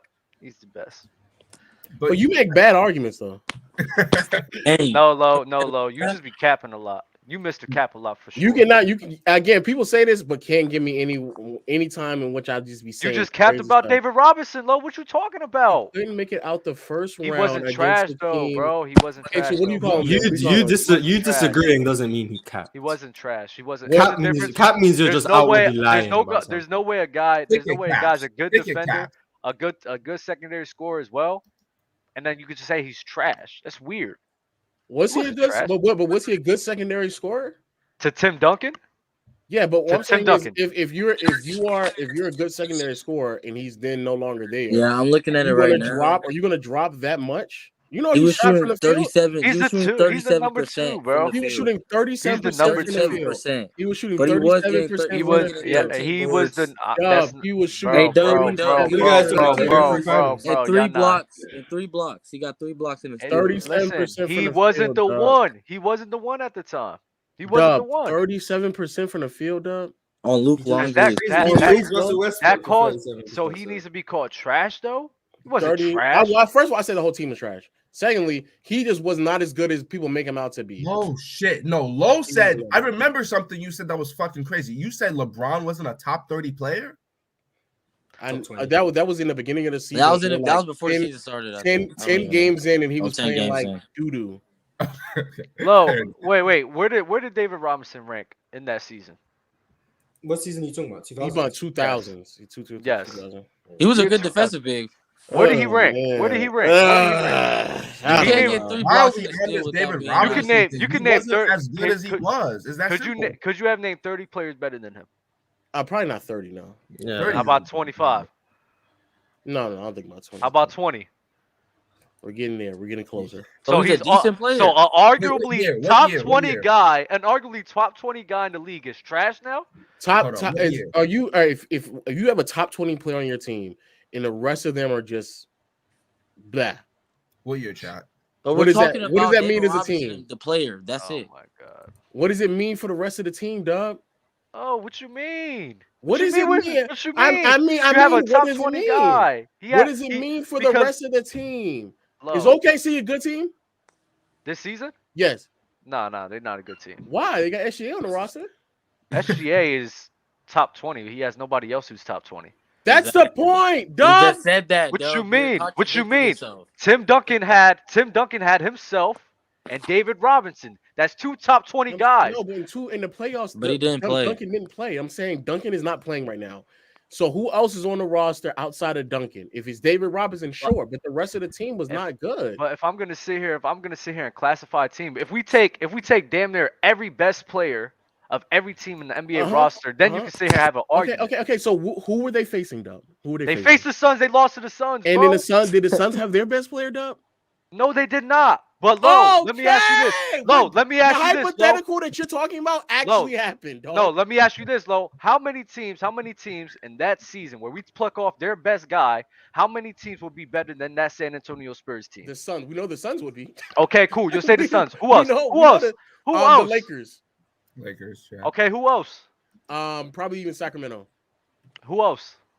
Bro, you Portland. How many teams are you going for? My whole point is if it's a top 10, if it's a top 10 or top 15 team, then the team is not trash. The team is not trash, Lo. Oh well, if they top 14 at that time, they were 30 teams, so they would literally be below average. So if it's like 15, then yeah, you're right. We could go visit. We gonna visit this argument again, and then we're gonna sit here because I don't know all the teams. We're gonna revisit. I know you don't know. I know you don't know. Back to the original question though, because I think W answered. But what else do you guys look for when it comes to like judging players being better than others? Who has the most water in their bottle? Okay. Yeah. Mine this is why the UK the Europe lost the fucking war because of you right there. Anyways, wow, that's a Go crazy ahead. thing Come to on, say. bro. Yo, what? I would say I was in impact would be taken into consideration. Please Like say. what is your impact on like the success in which your team can yield? Individual play in and of itself, individual accolades, team accolades, and statistics, I guess. Okay. Team So accolade is a weird way to say it. I'm not gonna lie. Wait, so then where would you put someone who has like more? And that's basically in order too. That's basically in order. Oh, from like least to greatest or like greatest to least? No. Team, whatever I said last is the least important thing. Okay. Like individual stats don't really mean that much because the higher we go, it's just going to be a given that everybody's going to have great stats anyway. So there's no need. So then where do you have like Wilt Chamberlain ranked since he has all the like all the? I don't have him in my top 10 because the nigga didn't impact winning. Right. Okay. So do you? So then where do you have? He impacted. Let me say that he impacted winning, but not to the degree in which I would put him as a top 10 player. Where do you have Hakeem? I have Hakeem in my top 10. Okay, because he impacted. I would say that like he's probably one of the most impactful players. Yeah, he's like, top 10. Yeah. Okay. Sure. Cool. And then then you probably have like Jordan and LeBron like right next to each other. Probably. I got Jordan 1, LeBron 2, and I had that's another reason why I have Bill Russell top 10 because of the level of impact that he had. I'm gonna bring some other guys up here on the show though, but I appreciate both of y'all for coming up here. And that's also why Tim Duncan's top 5. That's also right. He's over Kobe too. Over Kobe. Do you rate David Robinson so low because of the playoff dropping? Is that yeah? And I want to say David Robinson historically was just a bad playoff dropper, regardless if Tim Duncan was there or not. Okay. Hold on. Let me get through some of these. Come on, Mars. You know he was trash. Come on. Which one? I'm not arguing. I just want to know. He wasn't trash. In the playoffs, you know he was bad. Come on. And Lo, I can't wait to get back to you and to revisit it with you because I can't wait. They were a top 10 team. They were going to be a top 10 team, bro. Because of Tim Duncan. No. If we take all if you take Duncan if we take every star, I'm gonna be honest with you, Dub. I'm gonna be honest with you. I actually don't know. I do not believe that at all. I actually don't. That's why we're gonna look into it. I'll get back to you on that. Which finals game 1 was more impressive? Iverson 48 versus Lakers or LeBron 51 8-8 versus LeBron? Warriors? Come on now. Iverson won. Stop, Mark. Iverson won. Let's move on. I'm not talking about LeBron no more. Iverson won. I got you. Would Duncan and Shaq lose to that Detroit team? If that's another thing, if Duncan had somebody like Shaq on his roster, he's winning 10 straight finals, bro. 10 straight? He's winning 10 straight, bro. Imagine Duncan and Shaq on the same team. That's how I know he ain't over Kobe. Winning 10 straight, Lo? I mean, that's how I know Kobe not over Duncan. Get out of here with that 10 straight. Where do you rank Bro, what do you mean 10 straight? He has Tim Duncan at 5. He has Tim Duncan at 5. He's not winning no 10 straight, bro. Wait, so who's the four above Duncan? Jordan, LeBron, Kareem. And then Magic. I saw Magic high. Ugh. Yeah, this guy. That's a solid list, though. I don't know why you have Magic. That's so nasty, bro. Yeah, I'm gonna need to watch some more impact. Magic's not kind. Magic was on a good team. Always on a good team. And then when they were getting worse, he was still leading to the finals. Who wins more chips in 3 years? Rookie Duncan and 32-year-old D-Rob, or rookie KG and 32-year-old Duncan would. That's another thing. That's another reason why KG isn't as good as Duncan. When KG came in the league, he was not as good as Duncan. Nobody is saying that KG is better than Tim Duncan. Like that was ridiculous. Come on now. No, it's become a more popular opinion since like TikTok and stuff. No, it's not TikTok. You know who it is. I'm not even on TikTok, so it's their Lord and Savior Ben Taylor. Come on now. Oh yeah, he made some video about KG and he's like top 8 or something. About KG being top 8. It was like KG is like top 10. It's great as peaks or something, and KG's like above a lot of guys. That gotcha. And now KG's a superhuman. Overall, I think KG is underrated, but like motherfuckers like that is trying to overrate him. I personally think KG doesn't get enough. Do me a favor. There's some sort of static with your microphone, so just work on that for me real quick, bro. KG in my top 15 though, for sure. Cuz got on. All right. Devon Williams, Pittman top 10, crazy Bob. Yeah, that's crazy. That's crazy. Simmons is Jamarcus Russell, made the bag, no play. He was what? He was still good before he made his contract. Let's not forget that. He was good. But he's not good. He's not good now. Shit, yeah. But he was good. Jamarcus Russell was an all-time bust. He didn't do shit. He watched the blank DVD and said he memorized it. So, like, I don't know who that is. So. Yeah, he's Jamarcus Russell was he stole money from the Oakland Raiders. Because bad, bro. He literally stole money from the Oakland Raiders because he was supposed to be this promising rookie, but he never played. He played, but he never studied for the game. He had no work ethic. He never worked out.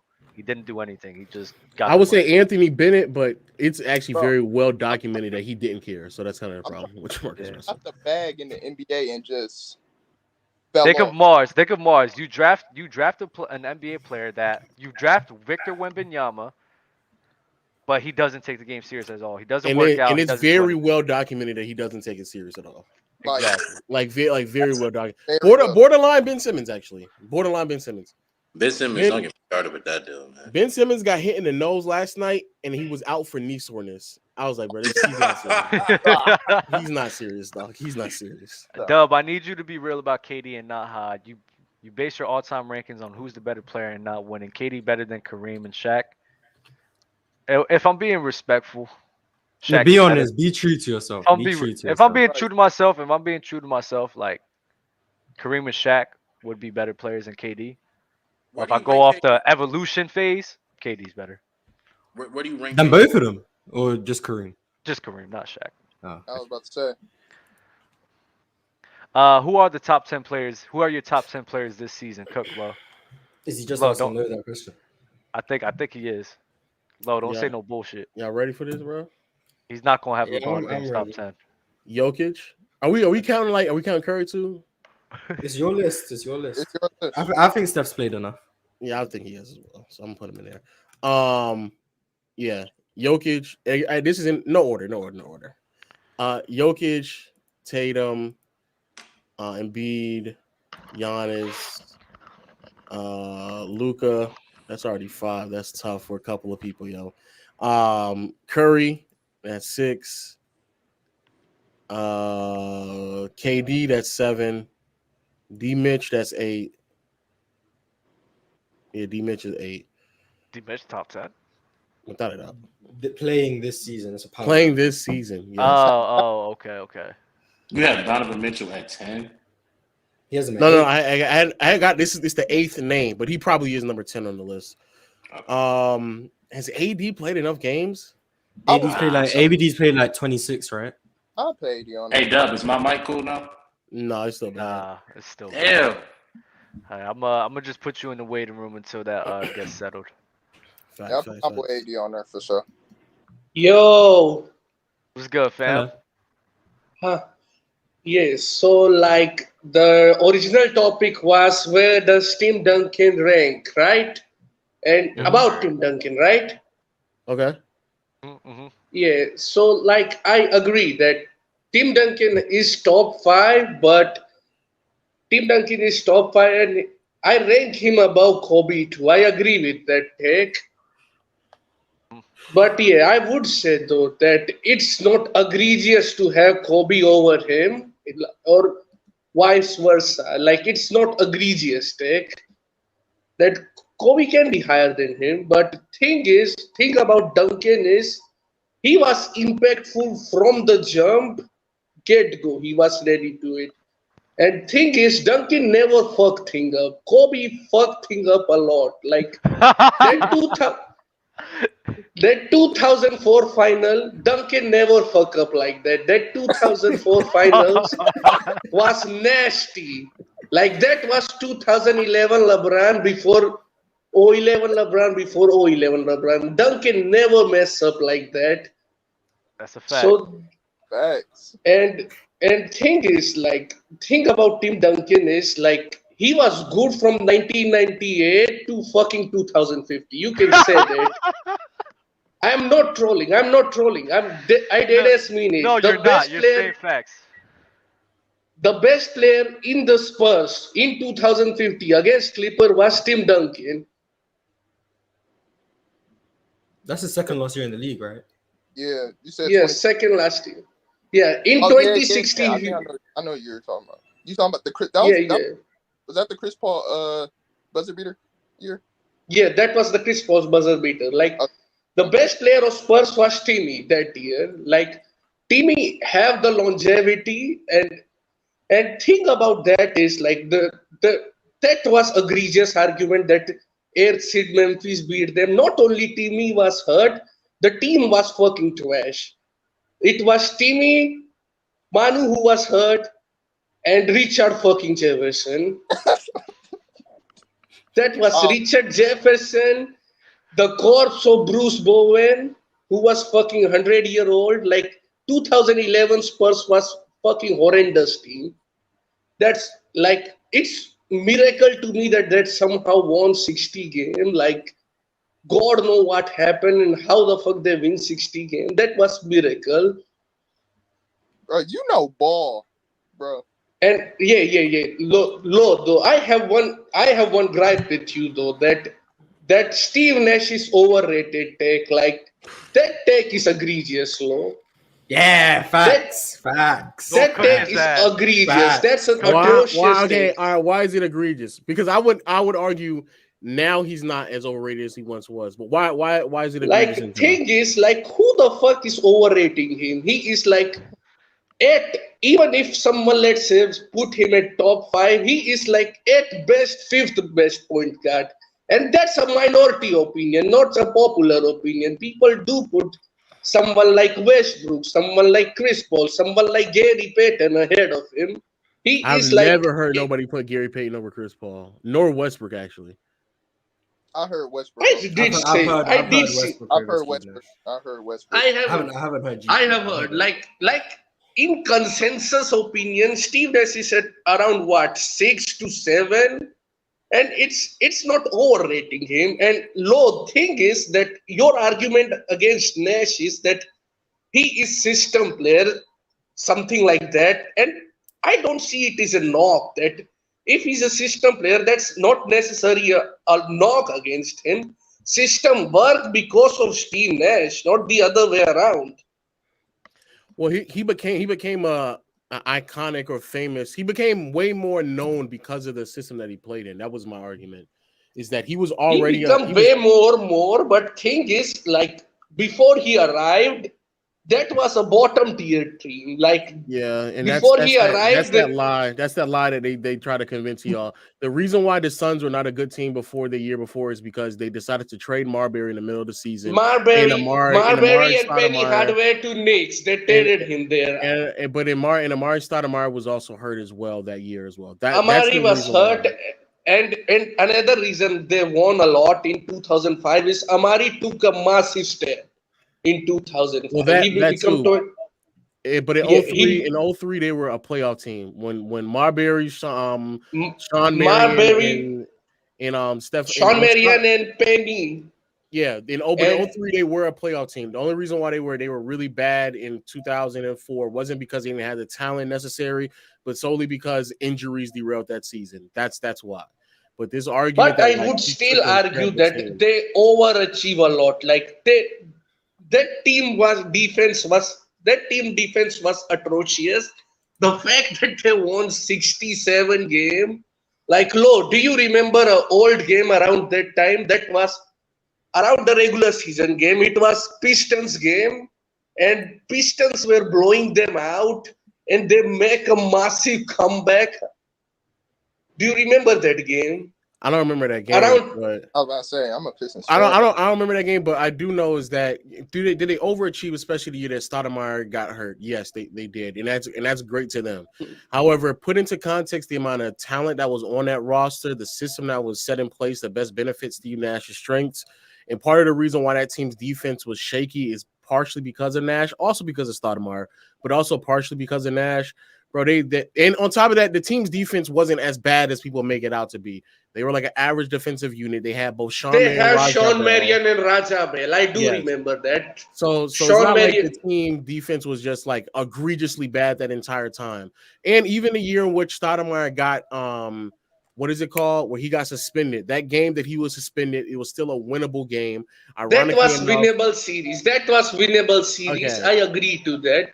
So I agree all to the that, things but that people claim, all the things that people say about Nash not being able to win, when you actually go back and rewatch it and go do your due diligence, those are all winnable series. Part of the reason why he didn't win. Thing is, that was 2007, 2007 and 2010. That was their only chance, and they come extremely close to winning it in both of those years. In 2005, they got exposed badly against Spurs. You remember that? They have no answer. They got gentlemen swept by Spurs in 2005. You remember that, right, Lo? Yeah, I know, but when you say that's their only opportunity, that's most NBA players in NBA history, where you only have one or two great opportunities to win a championship, and the ones who take advantage of those opportunities, that is what separates you from being, a top 20 to 30 player between the top 15 to 10 player. Like that, those opportunities to take advantage of those and be impactful in those very few pocket moments throughout your career. That is what separates you. That's what separates Hakeem from Karl Malone. That's what separates KG, Dirk. That's what separates Dirk from a lot of other from Charles Barkley, in my opinion. I get that. I get that. Those opportunities. I got that, but nobody ranked those guys that high. Like they are around what 30s to like top 50-ish range for Barkley and Malone, and Steve Nash is around what 40 to 30 range. Nobody walk around. I guess it depends on who you talk to, because I hear people put Nash as high as like 20 to 30, not 30 to 40. Actually, Mars, what do you? I have Mars 20 to 30. Exactly. Mars has Nash 20 to 30. There's way more people who have Nash between 20 to 30. It's not egregious take. Like he was good from what 2003 he made the first All-Star team to 2012, something like that. He was good for a very long time. No, he was. I'm not saying he wasn't a good player, but I just think that some people, where they put him at, I don't know. I just feel like when you get to the top 20, those are like, you're getting closer and closer to an exclusive list of players who were like great on either both sides of the floor, if not heavily impactful on one side, to the point where they're winning championships, and they took advantage of the opportunities that they had to win. As an individual standpoint, Nash is very impressive, but I just don't see like the amount of impact and influence he had on teams, especially in the playoffs, to the tune in which it should have translated to winning championships. I just feel like Nash, if we're being honest, Nash was on some of the most talented teams throughout the 2000s, and it just didn't work out. He was there, but right, Mars, right? Yeah, I'm not arguing. He encountered his worst matchup problem. Like, thing about Nash is he encountered Tim Duncan. Amari Stoudemire have to guard Tim Duncan, and he have to guard Tony Parker. Both of them were not able to do that. Who did he have to face up against in 2004 when it was the Sacramento Kings? Mike Bibby. He got smoked. Okay. We don't count that. Who did he have? Why not? He played with Dirk. Why am I not counting that? He played with Dirk. Hey, who did he have to go up against? Who did he have to go up against in 2006? He didn't play the Spurs then. That Mavs team was deep team, Lo. Oh my God! His team was still better than the Mavs team, bro. He had Sean. Come on, he had Sean his Marion, second Boris best player was Sean Marion, Lo. Yeah, and Sean Marion that year was averaging 20 and 10. What are we talking about? Come on, Lo. Let me be clear. Sean Marion is better. Stop. Sean Marion that year was averaging 20. Sean Marion was averaging 22 and 12 that year with 3 offensive rebounds. Stop, bro.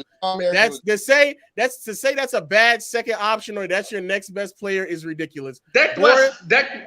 We ain't calling him trash, but that Mavs team was really deep team. Like they have Eric Dampier. Wait, before you go, if they are really deep, name me 5 players on that team.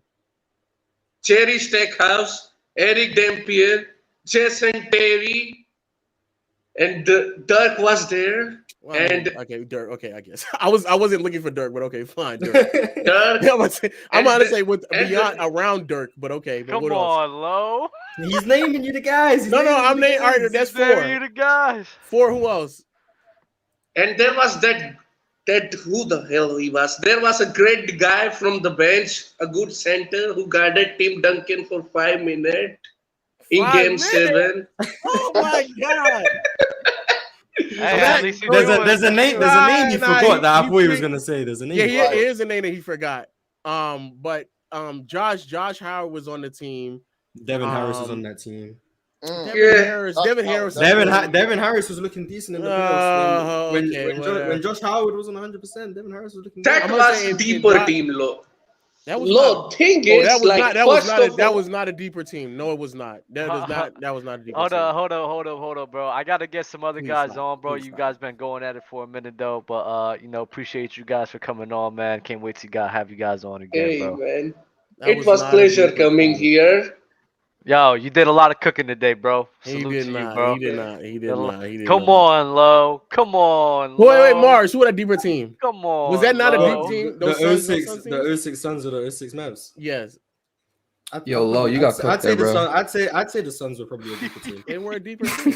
The Suns were a deeper team. Because Boris Diaw in 06 was tough. Lo, you just had your Metro twin, didn't you, Lo, in Indian form? Oh my gosh, he couldn't name. He couldn't name you the 5th player. So no, my point was still one proven. thing y'all can't My deny point about was him. still That boy proven. no ball. Yeah, he knows what he's talking about. He no ball. Well, he couldn't give me one more player, so I don't know, bro. Lo, you so nasty, bro. That's You crazy. So nasty. That's crazy. It's washed. Super chat from Brian Holiday, bro. Really enjoyed your latest video about the influence of LeBron and that connection to the scoring boom in recent years. You working on anything now? He's talking to you, Lo? I'm literally editing a video for my second channel, and then I'm uploading a Jokic video how he's impossible to defend and possibly the greatest offensive player of all time. Facts. Of all time? Facts. This year, he might be peaking higher than Curry. No cap. Let me be honest with you, dog. Oh my God. Mars don't want to hear it, though. All I'm saying, I'm just waiting for the playoffs before I start pushing some crazy Jokic agendas. That's True. Because I've been saying for over a year. I've been pushing these Jokic agendas for over a year. This isn't bothering me.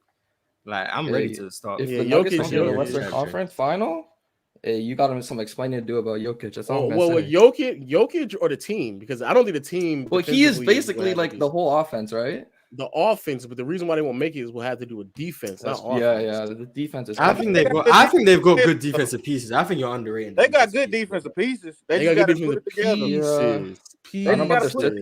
I think they can put it together because it's been on a steady upturn during the season. I think they're and they just not getting all the pieces back, right?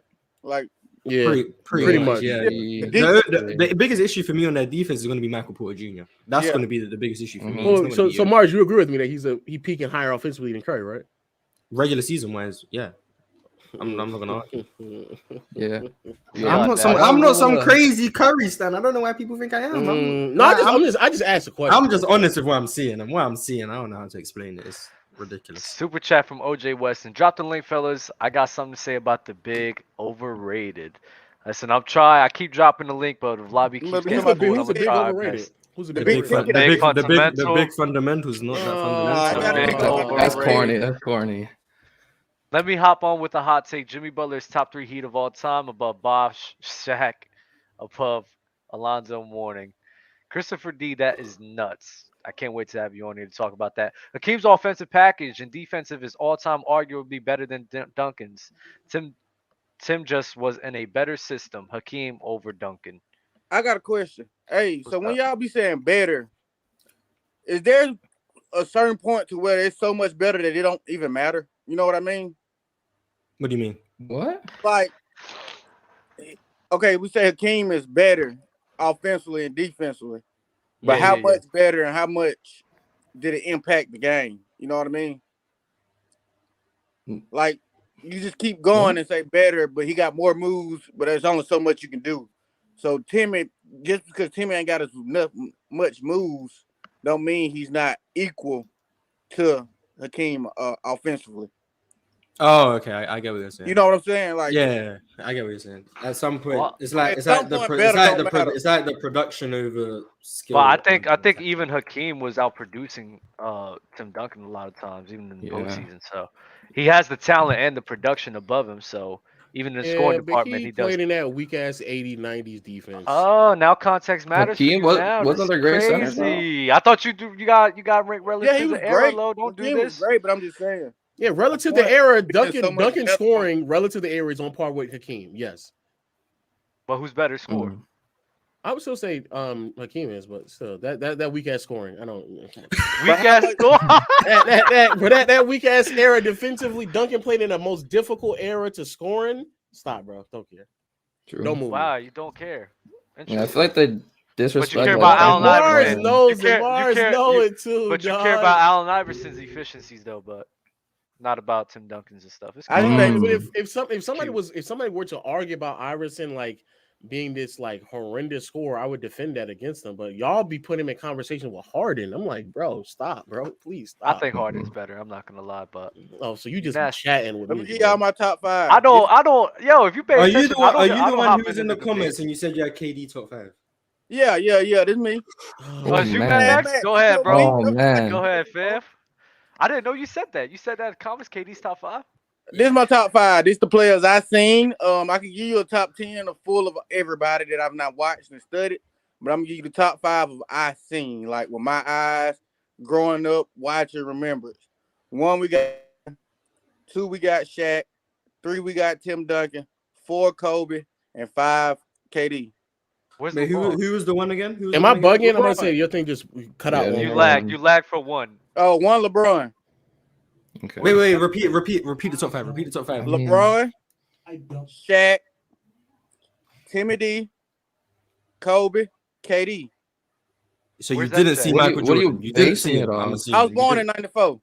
Okay. Wait, what is this based off? Like their better accomplishments? Oh, based off who you've seen. The best players he's seen. The best players he's seen. So like on the court, like. Yeah. Okay. Like live, like and live. KD I would and say Curry like could go difference, but it's too much hate for Curry to do that. And I'm gonna tell you straight up, it's the bias. Too much hate for Curry to put him over KD. So that's just how it is. Can we hear the rest of the top 10? I ain't went that deep. I can give you I'm gonna go 6 AI. This just I ain't thought about this. This just I only give 5. AI above Curry? Huh? Oh no, Curry. I forgot. Oh, Curry 6? Oh, Jesus. I thought I had. Got you. Curry, AI, Kawhi. What's that, Sam? That's 8. 8. Harden? Oh, no, that is 7. Melo. The next place. Okay, 8. Melo over Harden?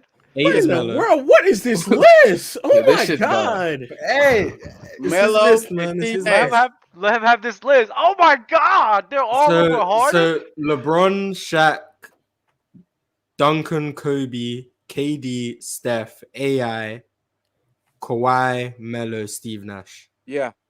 And no Harden still? The best player since the year 2000. I love Harden. Harden. No Kevin Garnett, no Dirk Nowitzki. Damn. No KG, nah. No Dirk? Man. I feel like it. No David Robinson? Shut up. What's that? Okay. I just ain't a big ticket fan. Dirk, I'm a Dirk fan, but I just Man, Dirk and Garnett are better than half of that list, dog. Who? Dirk and Garnett are better than half of that list. Winning by Wade? What about Dwayne? KG is for sure better than AI. Kawhi, Melo. Dwayne's in there. Is he above AI? Is he above AI? Oh wait, did he say D Wade? No, he didn't say Dwayne Wade. He might have forgot him. No, nah, but he said D Wade's in there. Forgot Is he above D-Wade. AI? Take all right. Let me hold on. D Wade, take AI, put D Wade in front of AI and slide everybody down. Okay. That's good. Damn, Steve Nash out of the top 10. That's tough.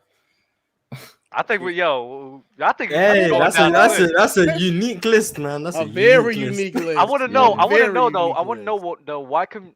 Oh wow, I said why come. How come you don't rank Harden so high? Just watching.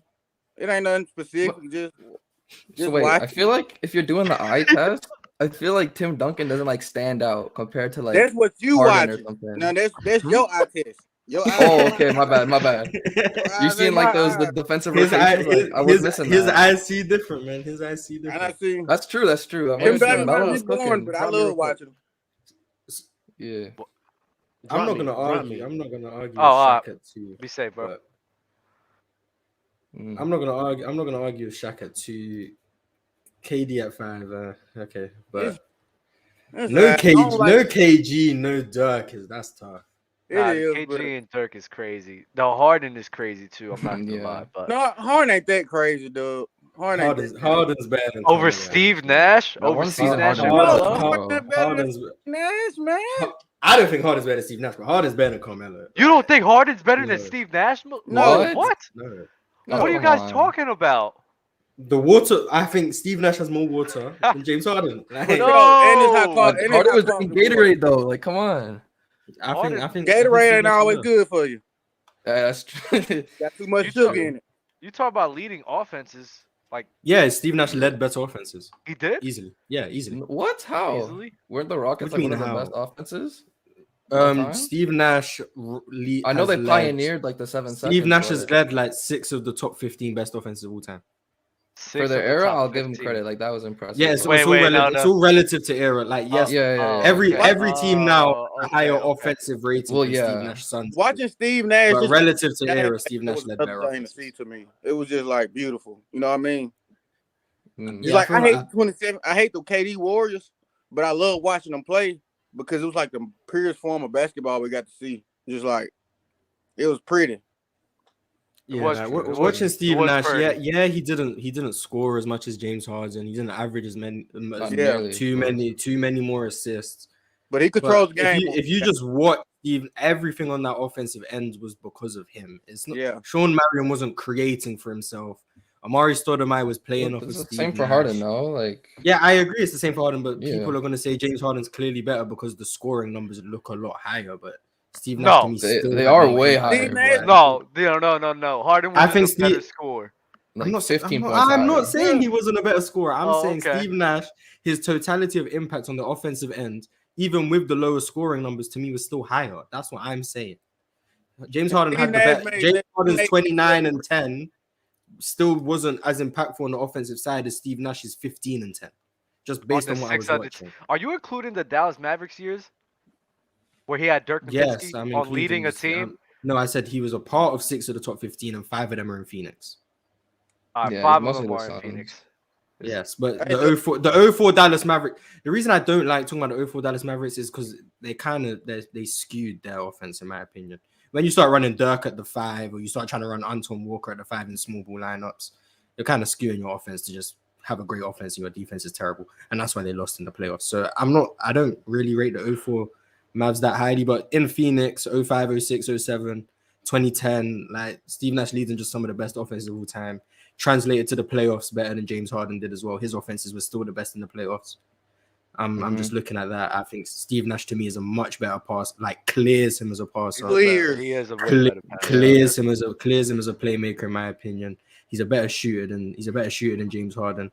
I think James Harden obviously the better scorer, but I'm looking at all of those things. I just think Steve Nash is better. And defensively, like it or not, Steve Nash made less mistakes than James Harden. Wow! Don't do that. He did. James Harden, when he locks in, had more physical capabilities to be a good defender, but Steve Nash made better rotations. He was better in passing lanes. The effort was not even close. He put in way more effort. He had good hands. Yeah. The issue was he was just small, so he struggled on that side, but he's still and I think in 2010 they probably would have won if Kobe didn't decide to have the best series I've ever seen him play. Give me in 2010, but give me Mr. Euro Stepper. That's what I'm going with, bro. Oh, you want Manu Ginobili first? I can't argue with that. I just want to let you know. Nasty with that. Episodes ago, you were describing Chris Paul, and I ain't gonna lie to you, it sounded a lot like John Stockton. That's all I got. Oh my god! See, this is the thing. I do. When I look at Chris Paul's passing, he went black. He said something so crazy. Just Chris Paul is a passer to me as real John Stockton. No, I'm just saying the way Dub was describing him. I was like, damn, Dub, that sounds just like him. I don't believe it. You know what I mean? But it was just like the way he was describing. Like that's why I have Chris Paul. That's why Chris Paul as a playmaker and a passer lower than most people, because to me he gives me Stockton vibes. But he's just better, but he gives me Stockton vibes. For sure. I think we talk about how Stockton doesn't have a left hand. You don't got a right. We don't need to talk about Johnson. We don't need to talk about Johnson. Yeah, I don't want to talk about it. I just had to bring it up. Just had to put it there. To go watch the Jazz. That motherfucker Malone was a beast.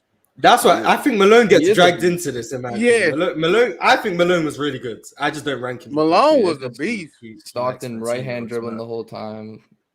Mars don't think anybody was good. Apparently, Jesus Christ. Karl Malone was good. I said Karl Malone. No, I said low. I said low. Oh, he just doesn't like those Jazz teams. Karl Malone to me was a very good player, but that's just he give nobody props. You on mute, Lo? You on mute. No, I love the Jazz team. I just hate those two players. That's it. If you want to say overrated, do you hate Karl Malone because of on the court or off the court? Both. I don't like him for off the court. No, because I hate Karl Malone solely because of off the court. On the court, I think he was great. He's still great. A top five. He's a top 5 power forward to me. Easy. He's number 4. So it's true. Who's above him, Lo? Is he 4? KG, Malone 4? Dirk, Duncan, Giannis. Yeah, you lost me. And I'm about to say Barkley. Let's keep it a beat. Oh my Barkley. Y'all don't talk about Barkley enough on this channel. If y'all talk about but I'm from Alabama, Barkley's cold. Barkley from right down the street from me.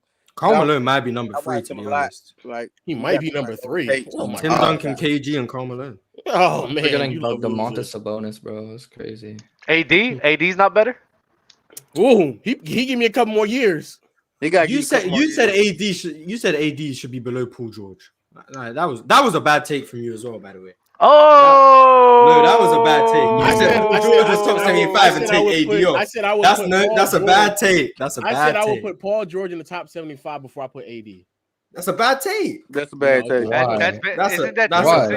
That's you insinuating that PG's better because he has like a better career and everything. No, like for example, I would not have put Shaq in the top 50 before Dominique Wilkins. Like, what are we doing, dog? Like, I get Shaq, back then. You talking about back then? Like I get it. Like, I get what we're doing here, but Dominique, come on, what are we doing right now? But I'm just look like even from that standpoint, what has Paul George done that AD hasn't? He's led his team to the conference finals several times. In the East? Against LeBron? Shaq had led his team to the finals and Dominique Wilkins hadn't. Even at that time. I think at that point, Shaq was 4 years. 4 years is just too young. He's just too young. AD has, for me, AD's done more in his career than Paul George. And he's just a miles better player. Like, it's not even close to me. I think he's a better player, but I just think, like, AD's had how many, like, quality seasons? Like 5?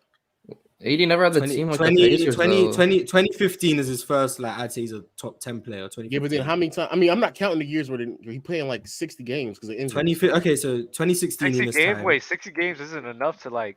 I mean, then like Kawhi's not top 7. Yeah. I'd say 60. If you say like 50, I'm with you, but 60, like, because 2015, I'd say. Then if you want to say, there was 2016, I think he missed time. So 2017, 2018, 2019, he wasn't hurt. He got shut down because of the trade request. No, he just quit on that team. But okay, no, they shut him down. He quit on that team. Then you got the bubble year. So how many years is that? That's 5. That's 5 if I'm counting 2019. That's 5. 2015, 2017, 2018. So that's right at 5. That's 5 years. And then I would still count 2016. That's to me 6 elite level years. How many games he played in 2016? 61. That's just not enough. I'm sorry. And then even if you want to say that 5 elite years, that's still better than what Paul George has done to me. He's just better. Well, longevity, you can't argue. And he's achieved more than Paul George. 8-time All-Star, 4 All Defensive teams. How many All Defensive teams does Paul George have? 4. Paul George only has 4? Let me check. I don't want to. Oh, 6. I think it's 6. I don't use these accolades. No, he's got 4. He's got 4. Okay, I was going to say Mars. 7-time All-Star. He's a 7-time All-Star, 6-time All-NBA, a steals title, most improved, all-rookie team, and 4 all-defensive teams. AD, 8-time All-Star, 3-time block champ, a title, 4 all-NBA teams, 4 all-defensive teams, all-rookie team, and the NBA saying 5th. Like for me, he's the gap in ability is so high that Paul George having an extra 2-3 good years, it's not moving me. No cap. If Paul George is all the way up there, Jimmy Butler's not far from behind him. Well, let me be clear. I would have taken out almost every old player. I'm just saying, based off of what they doing. No, I would not have. I also would have put in Manu and Clay and Draymond. Put the White in there too, Yeah. no? Yeah, I don't know. No, Manu should have been in there. There's a couple players on there. Should have been in there. And obviously, both of them should have been in there, in my opinion. Pau Gasol should have been in there as well, in my opinion. Yeah, I agree. There's several players. Dwight Howard, we know, is in the Dwight Howard missing out. I hate the disrespect that Pau Gasol been getting lately to boost Kobe. I hate it so bad. That's the thing I hate because I'm not a Kobe hater. I think I'm pretty realistic on Kobe, even though I have him lower than most people. But Kobe's teammates, by his stands, get so disrespected. It's ridiculous. Pau Gasol gets disrespect. Somehow Shaquille O'Neal started getting Kobe disrespect. put the battery. Kobe put the battery in him, and Shaq was a fat slob that didn't want to do anything. You don't need to disrespect his teammates to uplift his resume. Like I don't They like do it to people make who the do two that. championships seem more impressive when they already impressive in their own right. You don't have to. I don't like when people do that, man. It's annoying because Pau Gasol for me, He's one of the top best 75 players. without a doubt to me. Now, real question though. I think this comes from Aramis Jones. After seeing the Knicks win last night, what do you think this team will do in the playoffs this season? What do you think they need to do in order to be a true contender in the East? JR and JB been killing it this season. Nothing. Yeah. They'll get a game in the first round. That's what they'll do. That was me sleeping on the Knicks. Like, wow. Okay. Why would you? Nobody gonna answer the question. The Knicks. I think they're just cursed to just be like bad. What can they do they're right now they're in the bottom half of the East. That means they're playing against one of the top 4 teams. They lose in the first round, and then we move on with our lives. Like that's all that's gonna happen. Like they're not gonna do anything. You know that. And there's no move they can make to get better. They can start playing Cam Reddish. Yeah, or trade him to Golden State for James Wiseman. I don't care what you say until Cam Reddish retire. I still believe in him. I don't know why. I want to talk to him. I want to talk to him. I don't know why everyone is just in agreement with this Cam Reddish. Why is Cam Reddish so nice? I don't remember him being that good. Like we haven't really. I'm not gonna hold y'all. Like we haven't. Like no one seems to just disagree. No one just seems to disagree. We all just say we believe in Cam Reddish. But I'm not gonna lie, boys. I'm the only people that. I'm just sitting here like until he shows me something, I'm not gonna. What did he even do on the Hawks though? Like, he hasn't done nothing. He hasn't done nothing. Like he had a couple of good playoff games. On that 2021 run, and that was literally it. He should have never went to do that broke so much. It's really what we seen from college. We're harping on that so much. In high school. In college, he didn't exceed. They had the top 3 like projected picks. It was Cam, Zion, and RJ Barrett. They were meant to be the top 3, and Cam Reddish underperformed what people expected. I can show you a Facebook post right now. Well, maybe he just not. There was people. I remember people making videos. Yeah, I still just believe. I remember people making videos. Cam Reddish is going to be the best player out of Zion and RJ Barrett. If Cam Reddish can do it, James Wiseman can do it, man. Turn it around. Be quiet, man. Be quiet. Even after playing college, I still said that I would take him number 1. Y'all overrated, man. Y'all overrated. Also, Jerry West over CP3 isn't a crazy take. I think it's just a factual take. He's a legend, bro. Dwight Howard should be top 75 before PG-13 and AD. Fact. He said Gasol not top 75. Stop. I don't know what Pau Gasol has done to not be top 75. Yeah, over those old ass players for sure. Wow. All right, guys. I'm gonna bring in a new crew of guests, man. But appreciate you guys for being up here, bro. Yeah, next time. Y'all be easy, bro. Be safe. You too. Yo, I ain't got nothing to say to you. I just wanted to make you look. I'm gone. Seeing guys like Dave DeBuscher in the top 75 with Pau Gasol. My player choice merch came in, bro. What you got? What you got there? Oh, look at you. The new logo. What's that? Sweater? W match.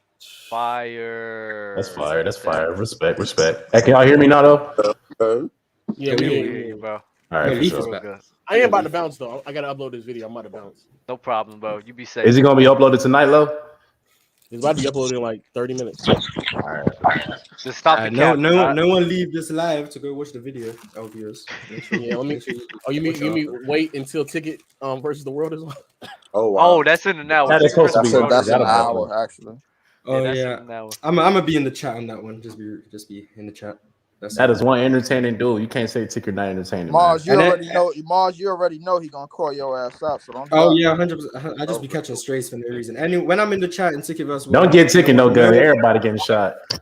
Elder Roof is Elder Roof is gonna pull up to That's the the show. They're same gonna with me. talk I mad mean, I'm about you. with Ticket, bro. Hey! I don't know if y'all saw this, but the streets need it. We need Mars and Dub versus Elder Roofers and Ticket. That's what we need. That's what the streets is saying. The streets is saying that. So yeah, that tag team. That's what everybody's saying. Who's the moderator? Who's gonna be the host? I'm with it. What would be the topic? Oh, KG over Dirk. KG over Dirk would be. I feel like the streets. Does Elder Rufus believe Dirk over KG as well? Yes. Oh my god. Wait, he believe in Dirk over KG? They both believe in Dirk over KG. It's time to get these old heads out of here, man. Sweep their ashes up. That's all we got to do. I'm not gonna disrespect Dirk because I rate him highly, but Dirk's 2011 run is giving real AI 2001 vibes. Whoa! I don't think it's on that. Hold up. You gotta explain that. I'm explaining it. You gotta explain that. It clears AI's run. It's much better. What I'm saying is what it did for his legacy in terms of how much it boosted it. Is the same as what it did for AI's legacy. Of course, it's one of the best runs. But Dirk's career, by a lot of casuals, is being put down to one run. Dirk is not even better than KD. That's all I'm saying. That's what I'm saying. Mars, let me ask you this. Where do you think where do you think the AI respect bar would go if he would have won that series versus Shaq and Kobe? Oh, people would for sure have him. He'd be above D Wade, 100%. In your mind? No. Oh, no, I feel like the consensus. I'm saying the consensus would be he's the third best shooting guard of all time. People would try their best to get him in the top 10. Most people would have him top 15. Okay. And it would be a terrible world. That ring would be impressive though. Him by himself carrying the 76ers team to beat Kobe and Shaq would have been impressive though. That would have definitely been. That would have been crazy. So I'm asking, what level would everybody in here put it? He'll be better than D-Wade. He'll be top 3. That ring, he'd be in the complete same place. That ring alone would catapult him.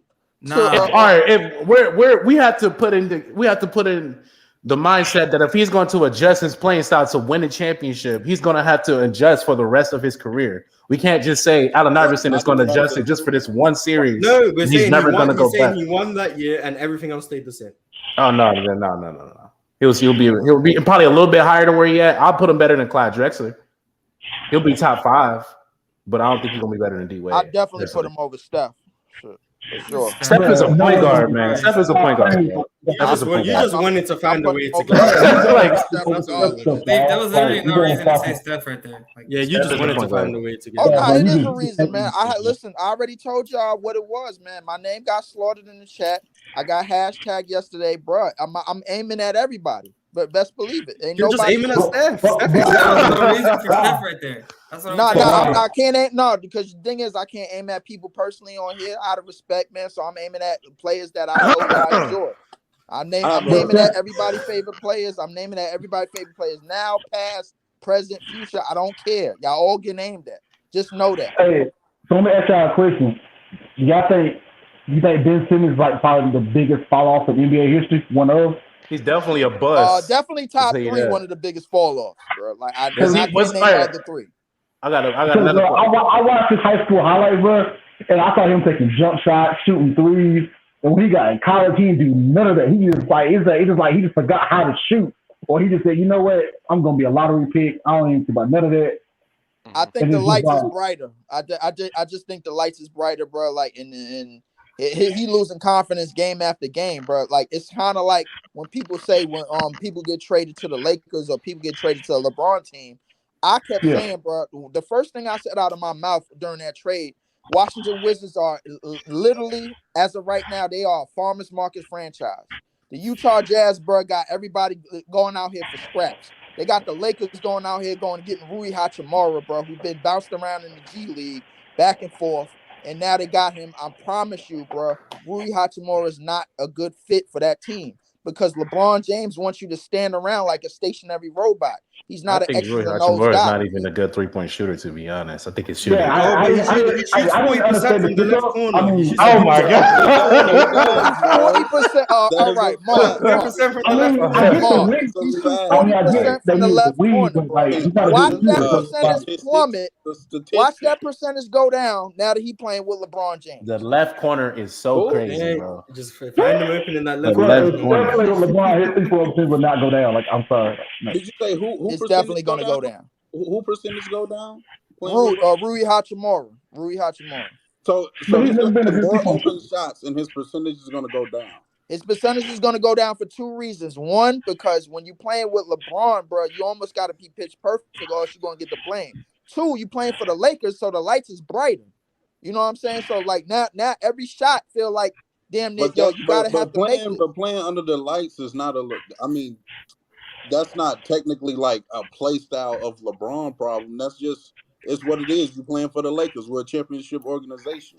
Okay, I don't even think that's just with the Lakers. You play with LeBron, you're gonna have that with you. You know what I'm saying? It's gonna be drama following. The question is though, the question goes is that how do we get back to LeBron? Are you playing for money? We ain't talking about LeBron the whole day. Let's talk about him now, baby. How do we talk? My bad, Andrew. If this conversation continues for another 2 minutes, I'm about to leave. My bad, Andrew. What you about to say, Andrew? My bad. So I was saying was like when you say players that that's in other teams that shoot good, when they go LeBron they shoot bad. Is that because are these players actually playing for money? Or they actually playing for championships? Yeah, we hear them say, "Yeah, man, I want to go to this team to win a championship." This back and forth, but when we see you on a championship caliber team, you went from an all-star player to now you got everybody saying for ESPN, the undisputed saying that you suck. So which one is it? Like, are you there for the money? That's just how an individual is built. It has nothing to do with either. Some people just handle pressure well, and some don't. And is there more pressure playing for championship caliber teams? Not even specifically LeBron, but playing on a championship caliber team. You playing in the playoffs. Everybody knows why NBA players have a lot of respect for people that perform well in the playoffs, because hitting that wide open left corner three is different in game 3 when you're down 3. Than a Tuesday night in Sacramento hitting that 3. Like that's a fact. 2 different situations. Everybody knows that. It's just it's how people deal with pressure. That's a fact. You either built like that or you not. It's just that's a fact. But I add on to what you just said, and you remember what you just said. It's different from hitting the game corner 3 in game 3 than it is in game 7 and vice versa and all that. The thing is now it's different from hitting 40%, shooting 40% of your threes and making 40% of your threes in Washington than it is for playing with LeBron in this particular case. The Lakers are trash. But I mean, that was a bad trade, though. That was a bad trade. I mean, I get that they needed a wing. It wasn't a bad trade. I was a wing of defender. They needed a wing defender. Yeah.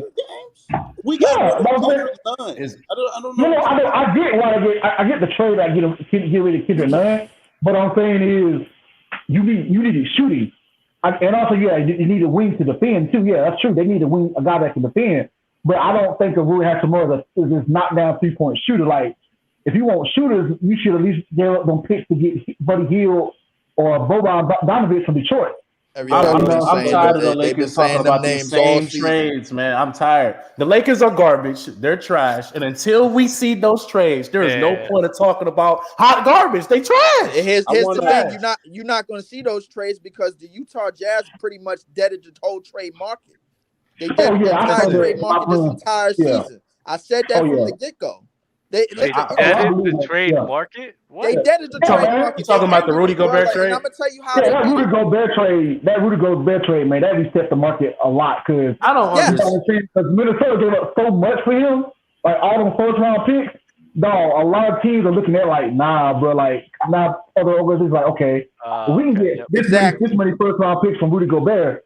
So what can we do when we trade somebody else? Somebody like say somebody want to trade that with me. okay, instead of like 3 first rounds for Rudy, they might want 5, or like or players with the 5 first So the round. Rudy Gobert is pretty much in the hot seat because he done gave the whole NBA COVID, and now he's messing up the trademark. It's time to strike him out. It's time to strike him out now. Listen. I said it from the beginning. This is one of the questions I asked. I said, "Is Rudy Gobert the biggest scapegoat in sports?" And I put that question out there. But never mind, Rudy Gay. The fact of the matter is, the Utah Jazz, for better or worse, they ended the trade market with not just with the Rudy trade, but the Donovan Mitchell trade was the nail in the coffin. Because Donovan Mitchell, you don't think Donovan Mitchell was worth all that? I mean, that was a win-win trade. It wound up being a win-win trade because Lauri Markkanen is going stupid on Utah right now. I agree with that. But going back to the Rudy Gobert trade, and I got to alarm Dub and Mars about this, those were unprotected picks. And it's one of the reasons why I got Vic going to the Utah Jazz to begin with. That's the first thing. Leaf, give up on that dream. I'm not giving up on that. It's not a dream, bro. You got to look at my common sense patterns. And I told Gabe this. One, you got to think about placement. We talking about the greatest prospect that we've ever seen coming into this draft. That's what we talking about. That's not ridiculous to say that. They don't need the Timberwolves to drop. No. He's going to the Spurs or the Rockets. Man. All they got to do is fall Shout out to Mars. All they got to do is fall out of the play-in.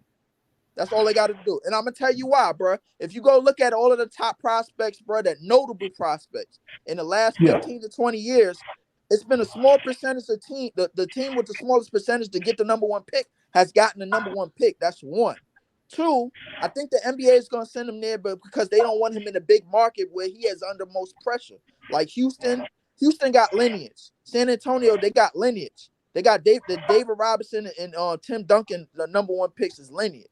Yao Ming and Hakeem in Houston is lineage, bro. They want him to go somewhere where he could have where they already got a setup, bro. If you go look at it, Utah got one of the best offenses in the league, top 10 at least.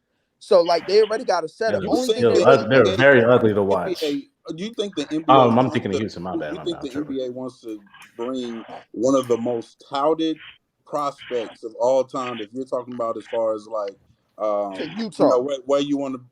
Yeah, Dad, I thought you was about to get kidnapped.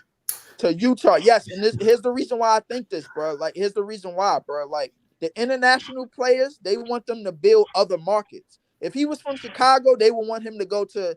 Like they would want him to go to Chicago, a la D Rose, a la LeBron James going to the Cleveland. They would want him to go to his hometown. Trust me, bro. I know this, bro. When it comes to predictions, bro, like I listen. My points is gonna hit. Everybody gonna be coming up in here and say, "Yo, Leaf, who you got on the bet next game?" I guarantee you when this shit happens. I guarantee you. Okay, I have a question for the panel. I want to talk about shooting really quickly because I hear like this is me because I'm a Dame Lillard agenda pusher. This gonna be good. That's a hell of a label right there. It's gonna be good. That's a good agenda.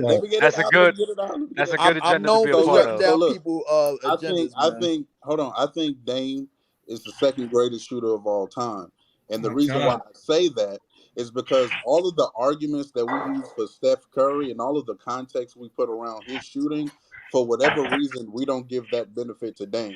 So what I'm saying is, like, usually when people start talking about greatest shooters of all time, they say Steph Curry, and then they go to a whole bunch of standstill shooters or people that just operate coming off pin downs or running baseline, right? You got to catch and shoot shooters. But Dame has the very same argument as far as the range of which he shoots with, the volume of which he shoots those threes, also the ability to shoot them off the dribble better than all of those other standstill shooters.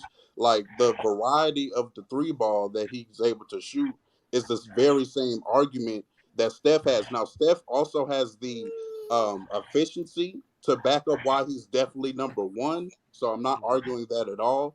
But if I'm going to choose between like Klay Thompson, who shoots 42%, but most of his opportunities are catch and shoot, whereas Dame is shooting the more variety of 3 at 39%. I'm going to say Dame is the better shooter. So your argument is saying Damian Lillard is a better 3-point shooter based off the difficulty of his 3-point attempts and the distance? That's what you're arguing? The variety of his 3-ball game, yeah. Well, I think the reason why, like, I guess people don't really give him that much love for it is like they look at Steph. Everybody gives Steph a love because one, he got MVPs, to show for it, championships to show for it, and in the big stage he has knocked down those big 3-point shots and stuff. And yeah, we see Dame do it, but not on a consistent basis. When we do see him in the playoffs, he's come up short, and he's not a good playoff performer. But he had 2 good series. But wait.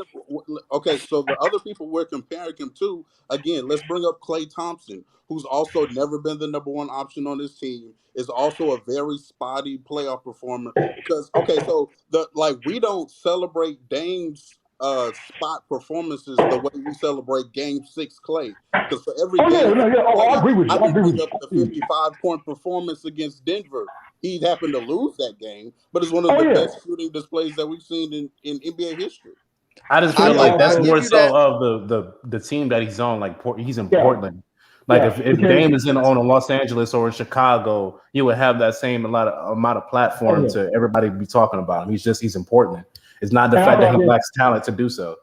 Oh yeah, and also I give you that. And also Klay benefits from playing from Steph too. That's the reason why we give him Game 6 Klay, which he hasn't really been much Game 6 Klay in I don't know how long now. So it's like he gets that kind of love. He plays with Steph. So of course we're gonna give him a little more shine. Even though me personally, I'll take Damian Lillard over him anyway, because I want a guy that can create that own shot from 3 instead of a guy if I play real good defense on him and make him struggle, that's all he has, then I'm not gonna worry about him too much. So I would choose Dame over Klay. But like I said, he's got so much love because he's playing with Steph Curry in the NBA Finals and in the playoffs and stuff. So listen, to rebuttal that, all right, so you said you got Dame, the second best shooter of all time. Do you have James Harden as the third best shooter of all time? No, I have. So I'll tell you my distinct. I only think there are 3 players that meet this description as far as the top 3 as far as movement and off the dribble. Now James is making a case to be the 4th, but my top 3 shooters of all time go Steph, Dame, and Steve Nash. Steve Nash is going 50. I'm expecting Steve Nash. Mars, I need your input on this. Where does off the pick and roll? Where does let's see where does Gilbert Arenas fall in that? What the fuck says Steve Nash? What's wrong with Steve Nash? No, I just wasn't expecting him to say Steve Nash was the third one. The number? Where does Gilbert Arenas fall on that list? Look at the numbers. Where Gilbert Arenas fall on that list? I would have James higher in that than Gilbert. But I know what you're talking about with Gilbert though. Okay, well, what about Darren Williams and Brandon Jennings and those type of players? Brandon Jennings is crazy. Brandon Jennings is crazy. Man, Brandon Jennings was nice. He was nice. I'll take Chris Mullins over Dame. Ray Allen. Mars, I want to ask you this. I'm sure you watched Brandon Jennings play. Do you believe that Brandon Jennings had a small piece to do with the way the scoring point guards is in the league? Well, how much credit would you give him?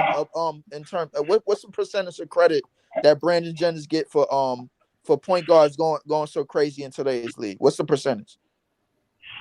I give him credit for small, quick guards like Kemba Walker, like Kemba, Isaiah Thomas when he came along. I'll give him credit for those type of players, but the scoring guard revolution thing, I don't know how much I give to him from that, but the scoring guards like those type of players, I'll give him not a large portion, but I'll give him a good portion of that, especially because you look at what he was at coming out of high school and then going overseas and stuff. Like, obviously everyone knew about Brandon Jennings, so I give him credit for those type of things. But just scoring guards in general, I don't know how much I'd really give him for that. I got a question. Yeah, that's fair. Wait, so you take Steve Nash over Ray Allen as a shooter? I don't think that's. I don't think that's crazy. That's crazy. Like I said, when those are my top three because I think they have the variety factor. What about Jerry West? Jerry West. What about Mark Price? Mark Price is a good one. He's Mark up Price there was that. as Mark far Price as was the pretty good. percentages. But Mark Price is like Steve Nash before Steve Nash. Yeah, I think Mark Price is pretty good. I just don't think he has the volume, and that may just be to the era that he played in. Really. What about Jerry West? Where Jerry West fall in Jerry West isn't shooting 3-pointers. Come on. Is this 3-point shooters or just shooters? Right. Yeah, and we putting shooters in there. KD's on that list. I'm sorry. I didn't know this was 3-point shoot. I don't know how much I can give you with Steve Nash. I think this is 3-point shooters that have the ball in their hands. Real talk. I was just when I was listening, I just was considering shooting. That's why I'm alright with Steve Nash. I think those are comparable to Dame and Steph in terms of the way they create they threes and they create their shots. Yeah, so Steve Nash that's why I have do Gilbert volume, name in my it. opinion. That's why I do Gilbert name in it. Steve Nash, if it's strictly threes, I don't think Steve Nash has enough volume in my opinion. What you guys say, bro? I was gonna say, I got. Can the NBA please kind of push this rivalry with the Grizzlies versus the Warriors? Because the past two games, dog, that's not a rivalry, dog. Like, first of all, to be a rivalry. Oh my god! It's not. The Grizzlies have not done shit. Dub, you think that's a rivalry? You think that's a rivalry, Dub? No, bro, they have not done nothing. The Grizzlies view it as a rivalry. Wait, hold up, Dub. What you think about what you think about the Memphis? Because I think they got a lot of growing up to do, bro. They have not done. Listen. And Dylan Brooks' 3-point jump shot pisses me off. Like, his jump shot pisses me off. Who's jump shot? Dylan Brooks. Dylan Brooks. You played an individual sport. That's like you continuously beating somebody, pinning their ass in the middle of the mat over and over and over again, and they just keep coming back at you. Is that a rivalry? Or you just keep beating on the same person? It's not a rivalry. If I don't like them, I would consider it a rivalry. How is it a rivalry if you keep? I don't like you because I don't like you. Dub, look at it. Look, Dub. There's people I was fighting. I did not like. I always beat them. I did not like them. Right, that is a one-sided beatdown. That is not a rivalry. Dub, that's a rivalry. I don't like you. Dub, in wrestling terms. My bad, Dub. In wrestling terms, bro, and I know you're a wrestler fan, bro. This shit is the Undertaker versus Mankind, bro. It's not even close. It's a demolition, man.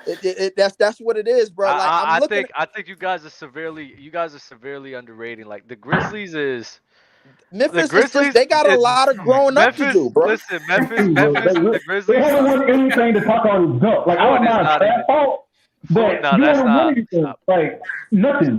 Nada. You haven't won squat. And when are we going to give John Morant the same treatment we give Russell Westbrook? Because I watched him 2 times against the Warriors, and bro, how they playing him, they playing the same way they're playing Russell Westbrook. Let me ask y'all this: so y'all don't consider the Knicks, y'all don't consider the Knicks or the Pacers and Bulls rivalry, right? No, those were rivalries. No. Knicks and Pacers was a rivalry, but not. Yeah, back in the Jordan days, I would have considered. But Jordan and the Bulls. To me personally, I don't consider somebody a rival until we going back and forth.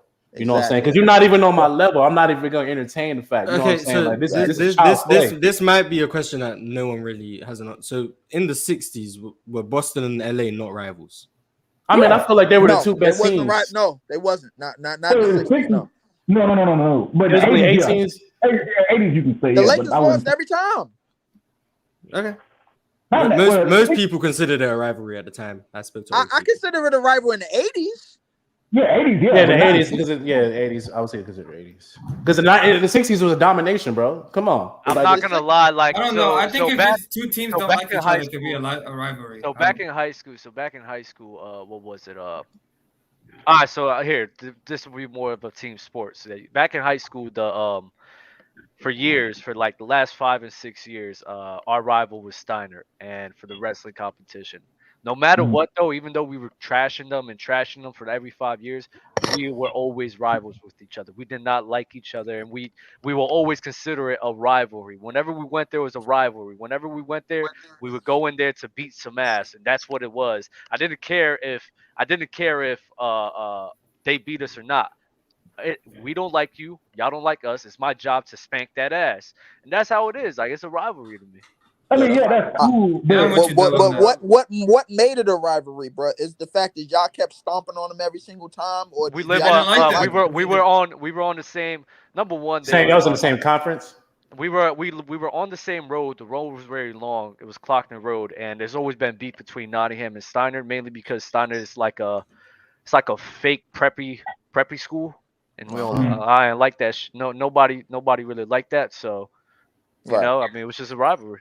Okay, but in terms of sports, in terms of the NBA, but in terms of the NBA and where we look at team versus team, everything comes down to dubs and L's. That's it, bro. Like if you don't own a W versus this team in the time that you've played against them in terms of the cast of characters, your cast of characters versus they cast of characters, it is not a rivalry. The only thing that they own over them is beating them in the playing game in over a year ago, the season before last, to knock them out of the playoffs. And Steph Curry came up to the podium and said, "Yo, nobody want to see us next year. They won the championship." Y'all didn't consider. This is my point. Like Miami, then when Miami formed up in the Big Three. Y'all never considered the Pacers a rivalry or the Boston Celtics a rivalry. No. The Celtics were a rivalry with LeBron because they was beating LeBron. The Celtics was a rivalry with LeBron. Yeah. That's weird to me. That's weird to me. I'm not gonna lie. I mean, shit. Ever since then, the Heat and Celtics have been rivals. Like every time they play each other, that's a rivalry. The Heat and the Celtics are a rivalry. I think that's the media's version of it, man. My version of it is just not the same, bro. Like the media try to hype it up to get all these views. I just think if there's two teams or two people that just have a general disliking to each other and you can feel the animosity in the air, it's a rivalry to me. I think Miami and Boston is a rivalry in terms of the last 4 years. Like because listen, Miami beat Boston in the conference finals. Yeah, and Boston beat them in the conference finals. So at the end of the day, the only rivalry that matters is the Heat and Spurs. The Heat were Spurs. The Heat and Spurs. That's the only rivalry that matters. Somebody just brought up the Heat and Spurs. The Heat and Spurs were not a rivalry. Oh wow! Hey, bro, he on in 30 minutes, bro. So keep that. I'm not gonna lie. Like somebody brought up the Heat and Spurs. The Heat and Spurs were not a rival. Like there was no animosity in there when we played each other. Has it really? Other than like recently, has there really been any animosity between two teams in today's league? Like in there hasn't, which is why I like other than the Grizzlies and the Warriors. That's why I like what the Grizzlies are doing. I like everybody wants to be. We used to play AAU back in the day. This everybody's losing. What does is right. It doesn't matter about it don't matter about the winning and losing, because if there's no animosity, you just proved Dove's point. The Spurs, the Spurs beat the Heat, then the Heat came back, beat the Spurs, and it was like no bad blood. It's really based off the fandom of like how they view the other team. So it can be animosity based like for me, I was at school. We was your mic right now. Oh no, it's not. It wasn't him. It's somebody else. Somebody else mic. Yeah. Mic check. Is it me? Mic check. Continue talking. Go ahead, real talk. All right, yeah. So I was at a middle school. Our closest middle school was a rival. We beat them all the time, but it was hella animosity because we was right next to each other. The rivalry is based off the fandom and how one fans feel against another set of fans. Like even Cleveland, I'm sure to Toronto Raptors fans, LeBron was a rivalry. They never won. Man, we was spanking that ass every year. So that will forever be LeBronto. Like, and that's the thing I can't stand about like this LeBron shit, man. Like that's what gets me pissed off, bro. Like you could. LeBron,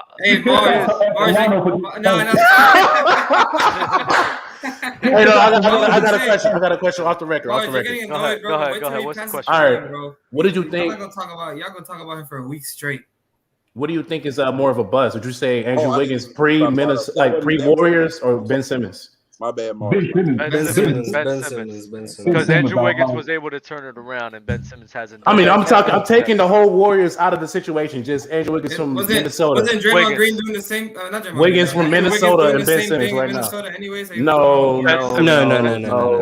Wiggins in Minnesota was maybe in the box. So wait, what you saying is, bro, Ben Simmons is waiting for the right team to go to so he can start turning up? No, what I'm saying, who's a bigger bust between Ben Simmons and Minnesota Andrew Wiggins? Like, would we be comparing Andrew Wiggins to Michael Jordan? Maybe he was Maple Jordan when he came out of college. Okay, Ben Simmons was Magic Johnson. And I think the fair question Magic is Johnson. if you're gonna say Minnesota Wiggins, can we use Philly Ben Simmons, because Philly Ben Simmons clears Minnesota Wiggins. Does he not? I think so. I agree. Yeah, he does. So we got. I think you have to include. You gotta include everything. Yeah. I mean, to dial back to the rivalry part is like other teams could be other teams, right? There could be a rivalry and then one other team is in the losing end of that rivalry. But at the end of the day, bro, if y'all don't like each other, y'all don't like each other. That's a rivalry. Like the Cleveland Cavaliers and the Golden State Warriors, right? The media try to spark up that rivalry, but like the biggest type of animosity that I got from them was the 2016 finals. After that, like the feelings in the air was nothing, like it was no type of rivalry. There wasn't Golden State and Houston weren't rivals. No, they were rivals. They were rivals. They never lost though. Oh, that's not my point. No, that's not my criteria.